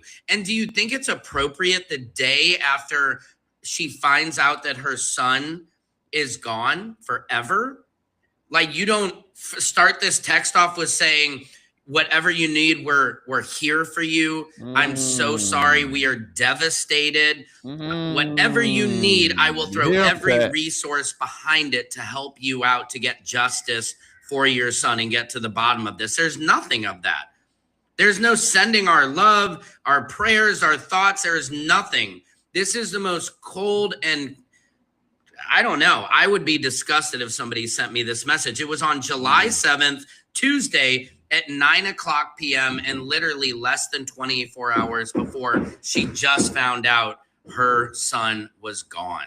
What do you guys think? Let me know in the comments. Secret Service, Sam. Yeah. Now, Judge, what do you feel about that? Yeah, it's very odd for them to have it's very odd. And alleged best friends for the parents, the step parents, not to know each other. And I believe Ashley Cole has gone on record saying that she went to high school or school with Christine. So it's just very odd. It seemed like she would have called her or gone by. Normally in the South, you take a dish over, you go by to somebody's house if you're relatively close to them and offer your condolences in person. And if you're not going to offer it in person, you call and give it by a phone, but not by a text message. That's just it's almost inhumane to me just to send a text message like that. It is. It's almost like don't send that at all. Fact. And it's so odd to me that it's just this whole thing is so off, you know. It's just like kind of one of those things when your gut is telling you something is off. And I think chat, because if we really think about it, even the text message, it seems just a little bit cold. Like they're saying, like, we're not even trying to read too much into it. Like, even if you don't look into it that much, don't it seem a little odd or a little strange that at the end of the day, she would come off like that? This is your child. Your son basically said this is his best friend. And this is what you say? This is what you say. Christine, this is Ashley Cole. If or when you ever wanted to talk to me, this is my number. What? The day after, she just lost her son. Yeah, this text seems a little cold. The day before, she just found her son washed up on an island. And you don't text her saying, I'm sorry for your loss. Anything you need, I'm here for you. You know, I'm a judge, so you know I can talk to the sheriffs to make sure they get to the bottom of it. They can do some investigation. You know, I will pull all my resources together. If you need anything, I'm here for you. You know, he makes a hell of a point. What do y'all think about this? Christine, this is Ashley Cole. If or when? What do you mean if or when? Why wouldn't she want to talk to you if y'all and sons were best friends and if her son was supposedly last seen with your son? Why wouldn't she want to talk to you? Even if she think potentially has something to do with it, yes, she would still want to talk to you, want to still have a conversation. But that text is a little cold. It's a little dry. You don't offer your condolences. You don't say, hey, if we can, stop by. If you guys need any help with anything, please let me know. If you need help planning a funeral, I'm here for you. If y'all kids were truly best friends. And this was a text that you see happened July 7th. only a few days after Nolan Wells has passed away. A day after his body has washed up on the shore of Horn Island. And this is the first text you send her? Y'all see it there. There's a full text chat. Christine, this is Ashley Cole. If or when you ever want to talk to me, this is my number. Interesting. We see it. But you ain't gonna offer your condolences first? You ain't gonna say, I'm sorry for your loss. I hate that this has happened to you. Just saying. The biggest indication that this is so off is just that they have not released their autopsy, that they have not just come forward and said this was accidental and here's our proof. I think the fact that they're stalling out, I think the fact that the governor, Tate Reeves, is just, trying to roll it under and say, oh yeah, they're doing a great job and there's nothing, it kind of like there's nothing to see here, makes people be like, okay, now I want to see behind that door because you're acting weird about it. Yeah, for the governor to come out and say that he has not seen anything so far, I mean, I'm like, in what world of reality is he living in? I mean, there are several things that would leave a reasonable person to ponder if this is suspicious or not. And he just said he's seen nothing to make him believe that foul play was involved. But I'm like, is he looking at the same evidence that I'm looking at that's been publicly disclosed? Right. Because there are several things that have led me to believe that something went awry. Yeah, exactly. And the whole thing too, for those boys to go on Officer Race Batum Tatum, like he used to work at TPUSA, and then it reminds me of how all these people are going after Christine Walmsley, the mother. They're leaving 1-star reviews at her work, like I see in the Ocean Springs Talk of the Town Facebook group. They're just, oh yeah, she did, Nolan would be disappointed in her. She just wants to be famous and this and that. And she's going on a tour and all this crap. And I'm just like, yo, when Charlie Kirk died, none of you guys had anything to say about Erica Kirk taking up and going on a literal tour and coming out to like pyrotechnics and bragging about making $200,000 on t-shirts. And it's just the double standard for me. And also, like, I believe there was a girl by the name, I think Audrey or something, who had committed suicide. He said it. I didn't. Ain't nobody said how Erica Kirk was able to grieve. Erica Kirk was able to live her best life after Mr. Kirk died and passed away. Erica Kirk was able to live her best life and have nobody say nothing to her. But Mrs. Mama Wells actually is getting all this thrown at her. Interesting. In Mississippi, and somebody was saying how the whole town just went around her. The GoFundMe's, they weren't trying to say that's where this is about race, is the way they criticize how Christine and the family is grieving. And we give white families all the breathing room they need, all the benefit of the doubt. But what do you think about that? And the kids are now getting their give, send, goes to raise money. Like, again, I think it just leads to more guilt and desperation. It does. And they talk so bad about those that received the GoFundMe money, Christine, her family, after Nolan died. But now they are saying nothing is crickets about the money for the boys for their alleged legal fees. When I believe there is a lawyer that's gone on record as saying that he would do the legal services for free, pro bono. Russell Latino said he would represent a pro bono to sue for defamation. So why are you raising money when you already allegedly have a free lawyer or the offer of a free lawyer? That makes a lot of sense, doesn't it? If the lawyer offered his service to everybody, all his friends, because he wanted to defend them from having their name being defamed, the lawyer said, hey, don't worry about it. I'll do it for free. Then what y'all need to GoFundMe for? What you need money for? You got a lawyer that's going to do it for free. So if it's not for Nolan Wells and his family, then what you doing it for? Interesting. I digress. So I believe that it's just a double standard, and I just cannot imagine someone leaving 1-star reviews to a grieving mother is just out of pure hate. And that shows to you, that shows the world that Mississippi is still full of hate. There's the South, and then there's Mississippi. It's a different kind of crazy. Absolutely. And I think, I saw some of the reviews people left. They said, how can I trust a doctor who is going to like discriminate against me because of race? And I hate when people do that, because there is a very real racism that plays in with doctors treating their Black patients differently. And to think that like a Black doctor would treat a white person differently because of their race, it's just like, to me, you're just deflecting. Like, you don't hear about cases of like that. Like, I remember there was some nurse who was like breaking bones of like little Black children, like babies. Like, we have history of this, it's just, I hate when white people try to reverse psychology and kind of turn it on. Just there's no racism. And no, we hate it too. We hate it too, Sam. But the thing is, when you really think about it though, if we really peel back the curtains a little bit, just a little bit, it actually comes down to this point as well, of the point that how should I say this? At the end of the day, we live in two different Americas, my friend.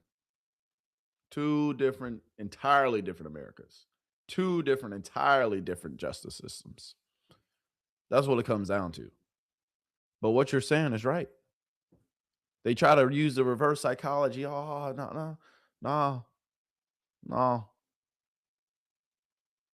no. And you guys are the racist ones, And it's like, yeah, how are we the racist ones? How? Something, if we really peel all the layers back, once upon a time during slavery, let me just take y'all back in history for 2 seconds. I ain't gonna get too deep. But once upon a time during slavery, right? Who was the ones taking care of the white person's family? So-called a nanny that lived in a house with the family and took care of the white person's kids. A Black mother. A Black mother lived and was a slave to the white family and took care of the white family kids. How can you trust a Black woman taking care of your own kids? And all y'all did it. All y'all had a Black nanny. A lot of y'all had a Black person raise your kids, right? Because that was your slave. So she was doing what she was told to do. You had them cook for you. You trust them to cook your food, but you don't trust them to drink at the same water fountain that you. You trust them to watch your kids, but you don't trust them to ride normally on a bus with you or to enter your restaurant or your establishment. But you trust them to watch your kids? You trust them to come in your house and cook your food? To bathe your kids and make sure your kids, are tucked in at night sometimes? Just think about that. Think about the backwardness of slavery. How you had slaves, people who basically you didn't like, but you had them taking care of your kids. Your kids is probably the most precious thing that you have. But you had these Black mothers taking care of y'all kids as your nannies. So how can do you really despise Black people that much? Do you really think we're that bad? When you had Black mothers taking care of y'all kids once upon a time? Just saying, let's make it make sense. She can take care of your kids, but she can't drink out of the same water fountain as you. Oh, okay. It's just very I don't know. I get it really is my towards leading to an arrest, or should lead to an arrest or an arrest towards and I'm just which the call went into CETO based on people gasping and oh my God and saying the things calling. I wanted to get to the CETO call. This is the last thing. All right, and then we're done with this video chat. His name, I believe, asking if he's dead or wanting him to freaking wake up or whatever. So I believe he was on that boat, and they know that. and that's why people are acting suspicious. If you saw your friend take a dive into the water, either on shore or off the boat, and he just didn't come back up, he struggled and didn't come back up, that's easy enough to recite to the family. People die every year of drowning, accidental drownings, and that's easy to recite. It's uncomfortable reciting, but you don't have to lawyer up for that. You don't scrub your Facebook or your social media accounts. You don't deactivate them. You just don't do certain things. You can go to the funeral because you have a clear conscience. That's a very you can't good do those things. Something is amiss, and it's not rocket science. Something went wrong. We don't know who did what, why, how, where. Let's rewind all the way back to when Secret Service Sam asked the question. And then ends up in Nolan, and I see him like what I don't get why more people aren't asking questions. If it was an accidental drowning, how did nobody witness it or see him? Like, I just don't picture Nolan saying, okay, go on without me, I'm staying back with this girl. Then the girl says, I went back. So then, okay, where is Nolan? And I just don't picture him being on this island and deciding to swim back to shore and drowns and then ends up in the place on the shore where they left him. You know what I mean? And logically, you would stay on the island if you were trapped there. You wouldn't, try to swim off the island. But what do you think about that? Yeah, I think it's very suspicious, and I think it bears any semblance to reality. I believe it's all made up. I believe that I believe the audio, and I believe that he was on the boat or a boat that was near the boat from which the call went in to Cito, based on people gasping and oh my God and saying the things, calling his name. I believe asking if he's dead or wanting him to freaking wake up or whatever. So I believe he was on that boat, and they know that. And that's why people are acting suspicious. If you saw your friend take a dive into the water, either on shore or off the boat, and he just didn't come back up, he struggled and didn't come back up, that's easy enough to recite to the family. People die every year of drowning, accidental drownings, and that's easy to recite. That's a fact, because if it was just so black and white, when his friends just say, instead of making up this story, isn't it just easy to say, no, we was with him, he dove into the water trying to prove to us how well he can swim, and then he just never came back up, he drowned. They wouldn't believe it, but y'all could probably get better, get away with that. But with trying to cover it up, doing this, doing that, calling Cito, having that conversation, whether the call is real or not, whether all that stuff happened that was in the background or not, it just raises more questions. So really, they did this to themselves. It's uncomfortable reciting, but you don't have to lawyer up for that. You don't. And then if we're talking about deleting your Facebook, deleting your social medias, not going to your friend's funeral, like, even if people are accusing you of this and that, like, those are just internet stuff. You can still go to his funeral. Right. Your Facebook or your social media accounts, you don't deactivate them. You just don't do certain things. You can go to the funeral because you have a clear conscience. That's a very good You can't do point. those things. Something is amiss, and it's not rocket science. Something went wrong. We don't know who did what, why, how, where, but we know that something seems to have gone awry, and we need to get down to the bottom of it. The family has never accused anybody of being racist. They have simply asked for questions. They've asked questions and they want answers, and there's nothing wrong with that. Yeah, and I think you just brought up a good point, which made me think about the audio call. Is maybe their boats were tied up next to each other. That's interesting. So maybe he was on the boat next to them, and we're overhearing some of that. It's because the way they are tied up. And then, you hear gasping. And then I'm hoping with Ben Crump, because I've been made aware that like the FBI or there's audio software that even like professional audio engineers cannot buy the software, that there's special software that can even bring out more of this audio. And I mean, do you think, is the audio going to be enough to, because I saw they said right after the audio came out, they said, oh, there was 2 witnesses on the island who saw Nolan on the island. And it's like, okay, well, who are these 2 witnesses?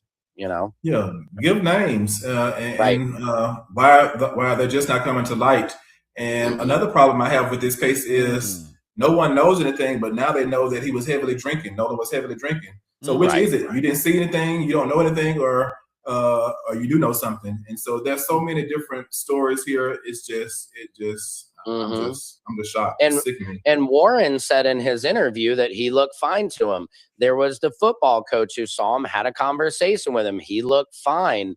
So, and then the U.S. Coast Guard said that he was heavily intoxicated. How would they know something like that without a toxicology report, you know? And then as far as what do you think about the anonymous park ranger? I find that odd that why would they be anonymous? You know, wouldn't you think they've made everybody from the United Cajun Navy? We know Todd Terrell, we know their names. We've seen them interviewed on television. Why do you think this park ranger hasn't come forward to tell his side of where he found him and how? And, you know, what do you think about that? Yeah, that should be public record. There should be nothing to hide there. And so to keep his identity a secret is not the norm. I mean, that person's name should be readily available in the park ranger's report.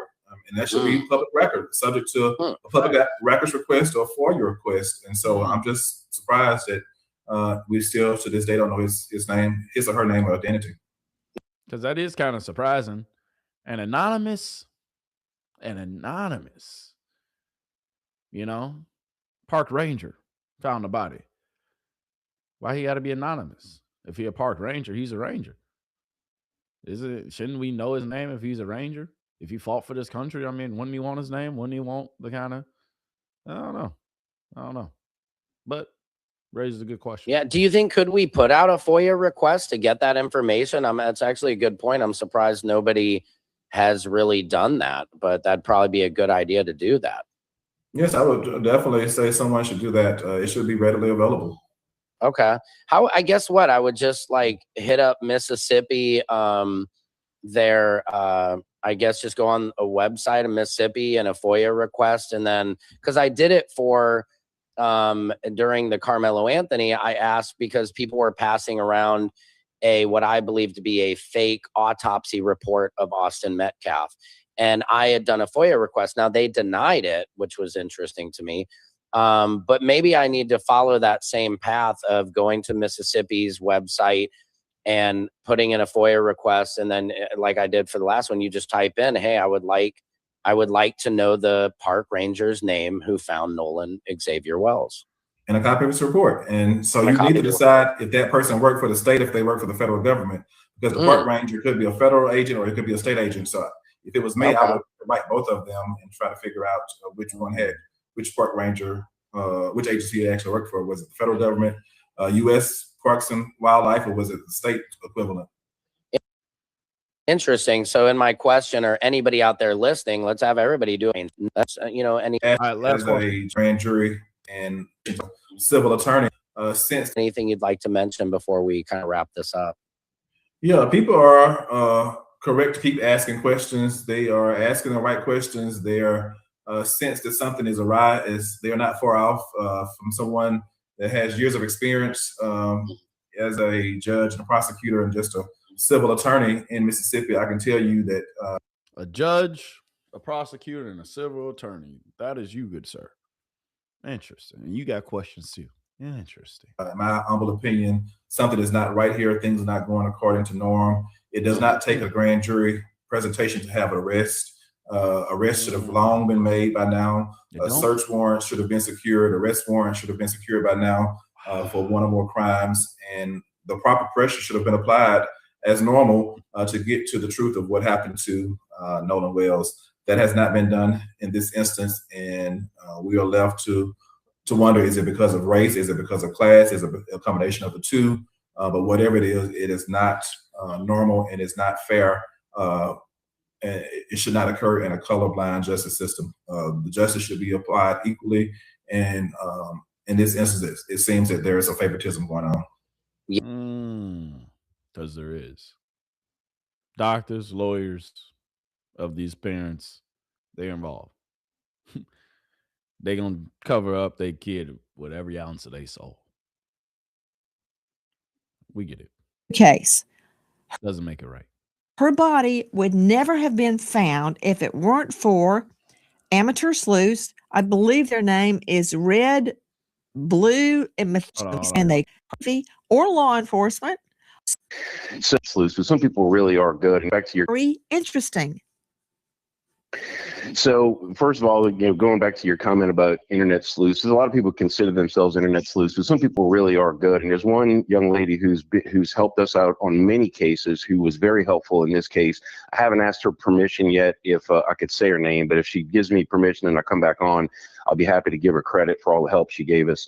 But basically, what we did was we took these pictures, we juxtaposed them to, like Google Earth and satellite pictures of the island to try to determine exactly where they were. We looked at the initial coordinates called out from I think from the Coast Guard or from Marine Patrol when the missing persons report first went out, and basically just try to run these pictures against each other to say, okay, this boat's here now, it's not here later, and again, just create an index. We had to use some software to help us create the index of the pictures and make sure we put it into the best timeline we could. We included social media posts that, may or may not have been definitive, but this was happening in real time. So we thought it was important to put those up there to create context.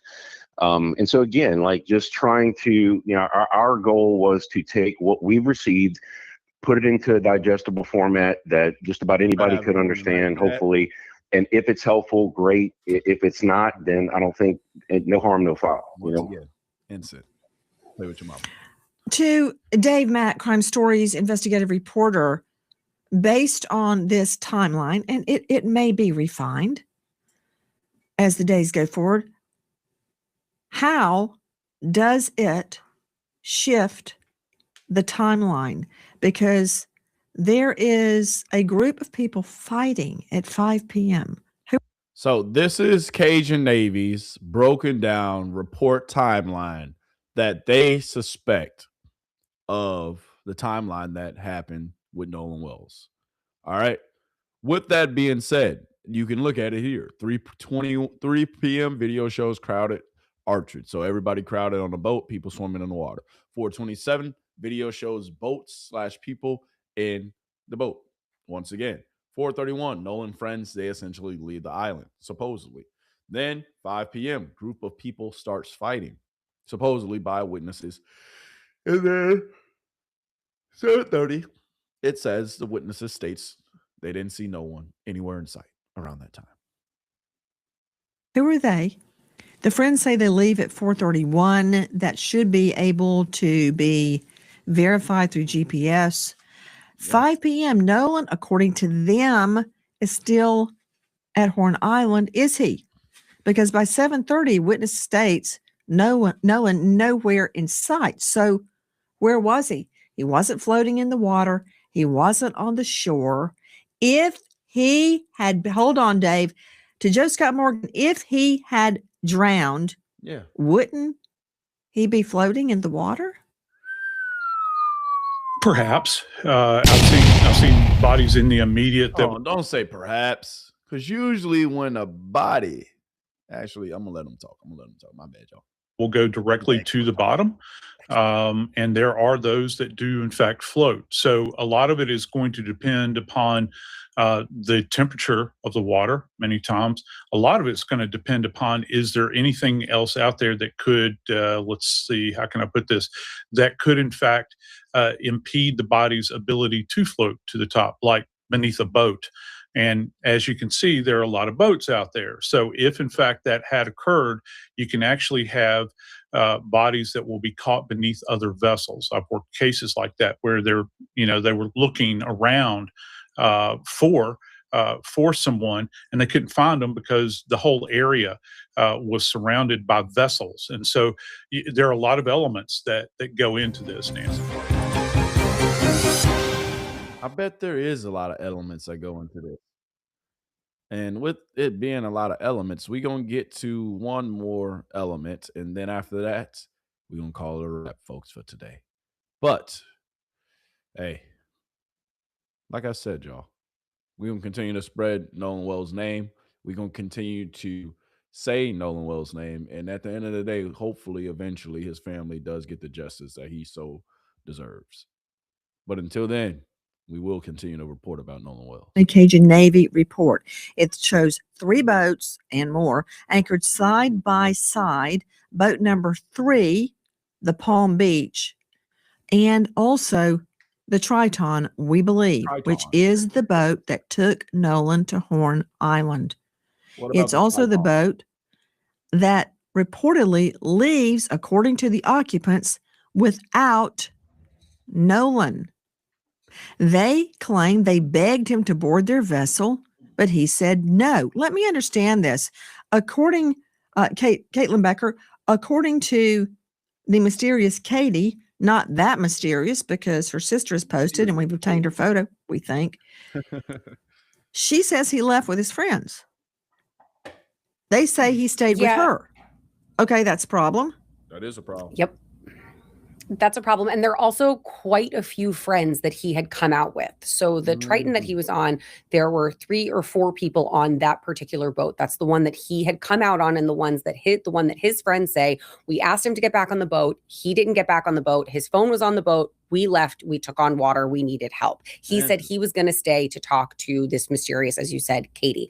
Mysterious Katie says that she talked to him for a minute. It was no big deal. Then his friends called him back, and that's where he went. And she just assumed he went back on the boat with his friends. The issue I think that we're running into here is that the friends weren't just the 4 that you're seeing right here. There were multiple boats, 3 boats full of friends that came out. So could he have been going back to a second boat full of his friends while the Triton was gone, or were they referring to the Triton itself? That, I think, is where the biggest bit of confusion lays. Dave Mack, question. Dave Mack, Crime Stories investigative reporter, didn't at the get-go the friends on the boat state they didn't know the name of the girl? They didn't know who she was. They had never seen her before. I'm paraphrasing. We can look up their exact words. Then does it turn out they're actually texting with her about where is Nolan? Apparently, Nancy, you have to realize a couple things here, and it's getting lost in the muck and the mire, is the friends. We use the term Nolan's friends that he went to Horn Island with. Well, you know what, Nancy?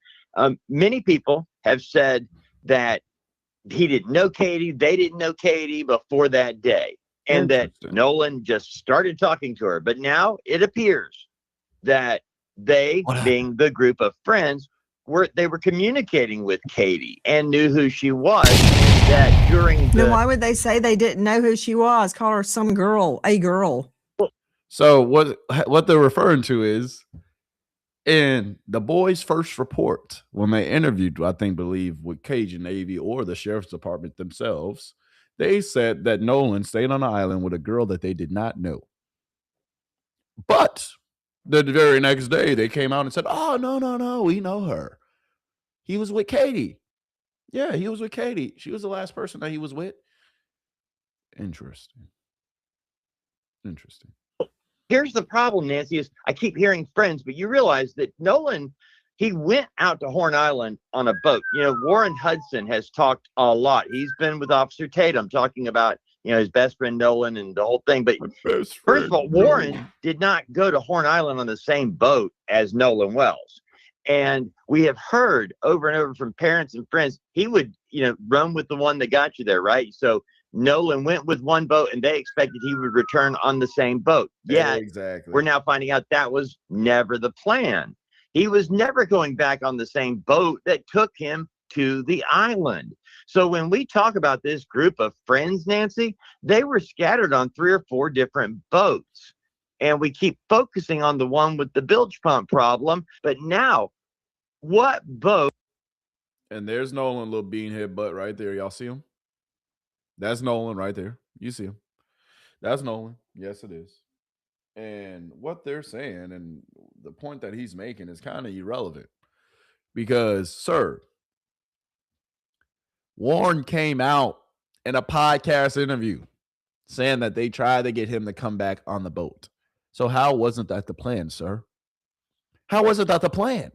So he was supposed to come out there on one boat, but then he was supposed to leave on another boat. But then his friends say that, hey, they told him to get back on their boat. that he was probably supposed to leave with them since they were leaving with. So what you're saying doesn't add up, sir. But okay. Was Nolan Wells supposed to be going back to the mainland? We know he didn't ride with Warren Hudson to the island. So where was he supposed to be on? Brian Trasher joining us, Vice President, United Cajun Navy, on the case from the very beginning. Brian, do we know the time of the CETO call made from the Triton? We do. I don't know it off the top of my head, but I know it's been reported, and obviously the CETO would have the exact time of that recording and stuff in their archives.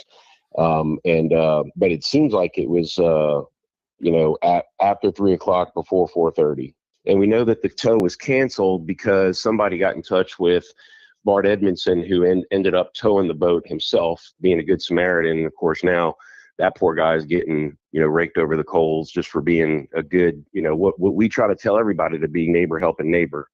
Now, didn't the grandpa call and cancel the tow? Yeah, I think that I saw that report as well. And it may have been that somebody contacted him and said, hey, we got somebody to tow us. So maybe he called because he had a better signal and said, hey, they don't need it anymore. Again, these are all kind of, the things that were already out there. I don't think we included too much about that in our report because it had been reported on so much. But I also just wanted to point out too, on the photo on page 14, this is one that we included, even though we could, there's a young man that matches Nolan's description. And I'm saying it that way because we can't verify that it's him in this picture. And he's partially in it because there's a girl blocking him. But my good sir, can we go back a little bit? Can we go back a little bit? Because what you said was kind of false. The photo on page 14, this is my thing, and said, yeah, I think that I saw that report as well. And it may have been that somebody contacted him and said, hey, we got somebody to tow us. So maybe he called because he had a better signal and said, hey, they don't need it anymore. What do you mean he called because he had a better signal, sir? What do you mean? Maybe Grandpa called because he had a better signal. Grandpa called before the son or Wyatt even got off the phone with the CETO woman, the dispatcher. We heard it, sir. So what are you saying, sir? Maybe Grandpa called because he didn't have a good signal. No, he had great signal. We heard a lot. Maybe a little too much. Maybe some things they didn't expect us to hear. But that's allegedly. But what we did hear was Grandpa 60 seconds later after Warren said, we're in 31 foot of water. Well, 31 foot of water. We're sinking. We're going down. That's what he said. That's what he said. So how, my good sir, did his grandpa maybe assume, maybe he called because he just had better signal? Nah, Grandpa called and called off that tow for a reason. Just saying. Again, these are called because he had a better signal. The tow? Yeah, I think that I saw that report as well. And it may have been that somebody contacted him and said, hey, we got somebody to tow us. So maybe he called because he had a better signal and said, hey, they don't need it anymore. Again, these are all kind of, the things that were already out there. I don't think we included too much about that in our report because it had been reported on so much. But I also just wanted to point out too, on the photo on page 14, this is one that we included, even though we could, there's a young man that matches Nolan's description. And I'm saying it that way because we can't verify that it's him in this picture. It's not Nolan in that picture, sir.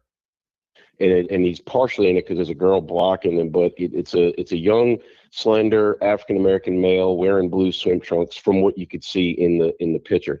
According to the person that submitted that photo, it was taken at approximately 4:50 p.m. Central Time on July 4th, which would have been after the GPS data says that the Triton had left Horn Island. Now, that's only relevant if this young man in the picture actually turns out to be Nolan. We never could. Dog, that is not Nolan. His shorts, yes, they were blue, but they are a lighter blue, sir. This skin color right here of this man doesn't match the caramel skin color of Nolan Wells, sir. I'm kind of a little bit, me and Nolan Wells kind of resemble each other just a tad bit. I'm a little lighter skin. He's a little lighter skin. This, my good sir, this man right here, this is a dark skinned man. This is a dark-skinned man. Y'all didn't need to put this in your report, sir, because it's not Nolan Wells. Oh, well, this proves that he was still on the island. We got a picture of him at 4:50. He was still on the island. Well, sir, that is not Nolan Wells. But Nancy, can you tell him, please, too? Could verify it, but we thought it was important enough to at least include as a possibility. Hi, with her. You are now seeing the photo that Brian Trasher from United Cajun Navy has provided on page 14 of their new timeline report. We're blowing it up. We see 1, 2, 3 at the forefront, 3 white females in bikinis, 1 white male walking along. Now, beside the woman in the bikini on the right, besides her, I see 2 people. One looks like a female furthest away, but between the white female and the other female, there is an African-American male. Oh. That does not look like Nolan Wells to me. Me neither. Okay. I'm going to have to bring in NASA to enhance this. Brian Trasher, does this guy have facial hair? That's not Nolan. I mean, again, we couldn't verify, but we could tell the picture. So Nancy blurred the picture on her site because obviously she blurred the picture. But if you go look at the picture, you go search for the picture, you will see that this black man, yes, he's a darker skinned man. And yes, he has facial hair. Not Nolan Wells. Tell that it was an African-American male on the beach wearing blue swim trunks. We thought that was enough to say, okay, it's possible, but we did those like are you dark said. blue. I mean, skin tone, aren't those deep dark blue? It looks like it, but Nancy, I don't know if this picture's been enhanced. I don't know if it's been filtered. You know what I'm saying? So again, that's the whole reason. Been enhanced or it's been filtered, dog. That's a black man. Why we couldn't. I want to show y'all the actual picture. Should I just pull up the actual picture for y'all to see? Actually, y'all can go search it up yourselves, but dog. Corroborate, but was like, okay. And also too, this does create a good picture of a flotilla of boats. So where if we were looking for a particular one, it was a good one to hang on to. So again, fully disclosing that we could not definitively say whether that was him or not. Probably not. But we need it for the investigation. We need it.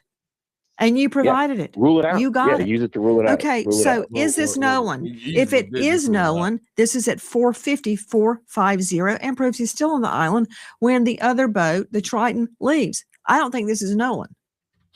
But that's just my own 2 eyes, 2020 and 2018. It needs to be enhanced.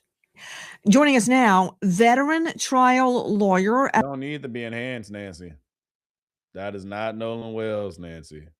I think we both know that. Nancy. Okay? It's not. All right? But let's finish. What else you got for me, Nancy, before we get up out of here? All right? Clear on that, because as I'm looking at this image, everybody kind of looks the same. All the boats kind of look the same, which does muddy the waters even more and makes talking to them so I've got to critical. work with you before I put you on the stand, girl. No. You are not getting up there and saying they all look the same to me. No. We would get the name of the boats. We would find who was out on the boat that day from its owner, and I would ask them who's on the boat. I would not rely, no offense, on your boozy eyesight from 30 yards away. Okay, no offense, Kate. Nance, neither would I. Neither would I. But there are ways to, contrary to what Mobley just blurted out, there are ways to find these witnesses and nail them down. If that photo is Nolan Wells and it doesn't look like Nolan to me, then he's on the island at 7 p.m. Okay, now let me remind everybody that the guys on the boat, the Triton with Nolan, they're not charged with anything. They are presumed innocent. So don't be starting up the death threats and all that on them. We need them interviewed separately if they hadn't already been. Who knows what we can learn from them? Don't attack them. Too late. I want you to hear what one of them said, though, about the mysterious Katie. Maintenance fee, overdraft fee, minimum balance fee. Oh, what you mean? Maintenance fee, overdraft fee. Hey, hold on. We ain't getting paid for that. Hey, Nancy, we ain't getting paid for that advertising, man. Don't putting that on my screen, man, Nancy. Come on now. Y'all know chat how we do. We don't get paid for it. We ain't showing it. But my bad. Again, until a little after 11 o'clock. And that was You to hear what one of them said, though, about the mysterious Katie. I didn't wake up again until a little after 11 o'clock. And that was to my brother coming in the room being like, hey, Warren's trying to get a hold of you. Warren gets on the phone and he's just like, hey, man, he was like, hey, have you talked to Nolan? Anything else? I was like, no, I haven't talked to him, man. He was with that girl last time I knew. And he was like, okay. He was like, man, we can't get a hold of him. We don't know where he's at. I was like, man, it's Nolan. He's probably just out somewhere with that girl. Like, get a hold of the girl. You'll probably find Nolan. Okay, right there, I'm getting a red flag. That's from the Officer Tatum podcast who joined us recently. That girl, the mysterious Katie. Remember, nobody who knew who she was. But then later, Dave Mack, do we learn that one of the guys on the boat had been texting with her and knew full well who it was? Where did the name Katie come from? Katie was known to at least one person in the group, and that leads you to believe there were certainly more. There were a number of comments publicly made by friends of Nolan that backtracking, claiming they didn't know who Katie was, had never seen her before, and then you find out, yeah, well, not only did they know her, but they were texting around about her. So there's a lot of missing information here, Nancy, and it's why you said all along, why are these guys not on a polygraph? Marie? Just because we're having a lot of people coming up with a lot of different theories, I agree with Caitlin. Not every theory deserves the breath of air. It's not all true. I think it could confuse the search for justice when we're entertaining every single person who posts every single theory, even when it makes no sense. And I have to bring my friend out of probation and say that you can't, go according to every single piece of information you get. It has to make sense to warrant the investigators taking time to investigate. And the fact that they're not sharing with us, it doesn't necessarily mean that they're not doing it all. There's no law that says they have to share everything they're finding out with the public. Hi, guys. American homeowners. Chat. I hear what they saying. And yes, they don't got to tell us anything. But don't you think they should say a little something? Don't you think it'll help, some people out? Just saying. But anyway, let's get back to the regular scheduled programming. All right. Hey, Nancy, what you got for us to end it off? Talk to us. Katie's sister. Katie had a convo, assumed Nolan was getting ready to get on the boat he came out in. Katie made it home on another boat. Katie assumed the friends telling him, get on, wouldn't have left without him. Okay, so he says, I'm going back with my friends. She thinks he got on the boat. The mystery girl Wells reportedly stayed behind to speak with has been identified. Now, at the get-go, we were told no one knew who she was. He had never met her before. He had just met her and was talking to her. But her sister provides a different account of what happened. Does she? Whenever I see a conflict in the evidence, I have a problem. Yeah, me too. This is all unfolding as we go to air tonight. We wait for that toxicology report. Yeah. We wait for the autopsy to be revealed. Yeah. We wait for a witness list to be produced. At this hour, reports a grand jury is convening to amass evidence, much the way the Cajun Navy did. If you know or think you know anything regarding this case, well, Nancy, I don't know anything, but we appreciate you. We really do. But as I tell y'all, man, hopefully we eventually get answers. At the end of the day, we can speculate until we blue or white in the face all day long, if I'm being honest. So you can speculate about this case all day long. You can look at this conspiracy, you can look at that conspiracy, and we can continue to do it every single day. But it comes down to, I mean, hey,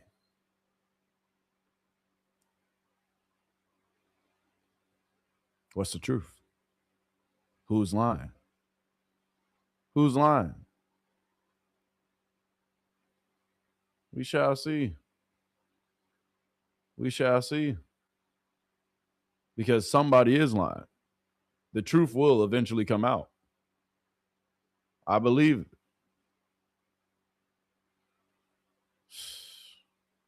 Man, we shall see, though, how the cookie crumbles. We shall see when the truth comes out and when we get the autopsy after the grand jury has looked at these things. And I pray that Nolan Wells and his families get answers. Like I told y'all, I'm going to continue to update you about this story. I'm going to continue to, at the end of the day, give you information about what's going on.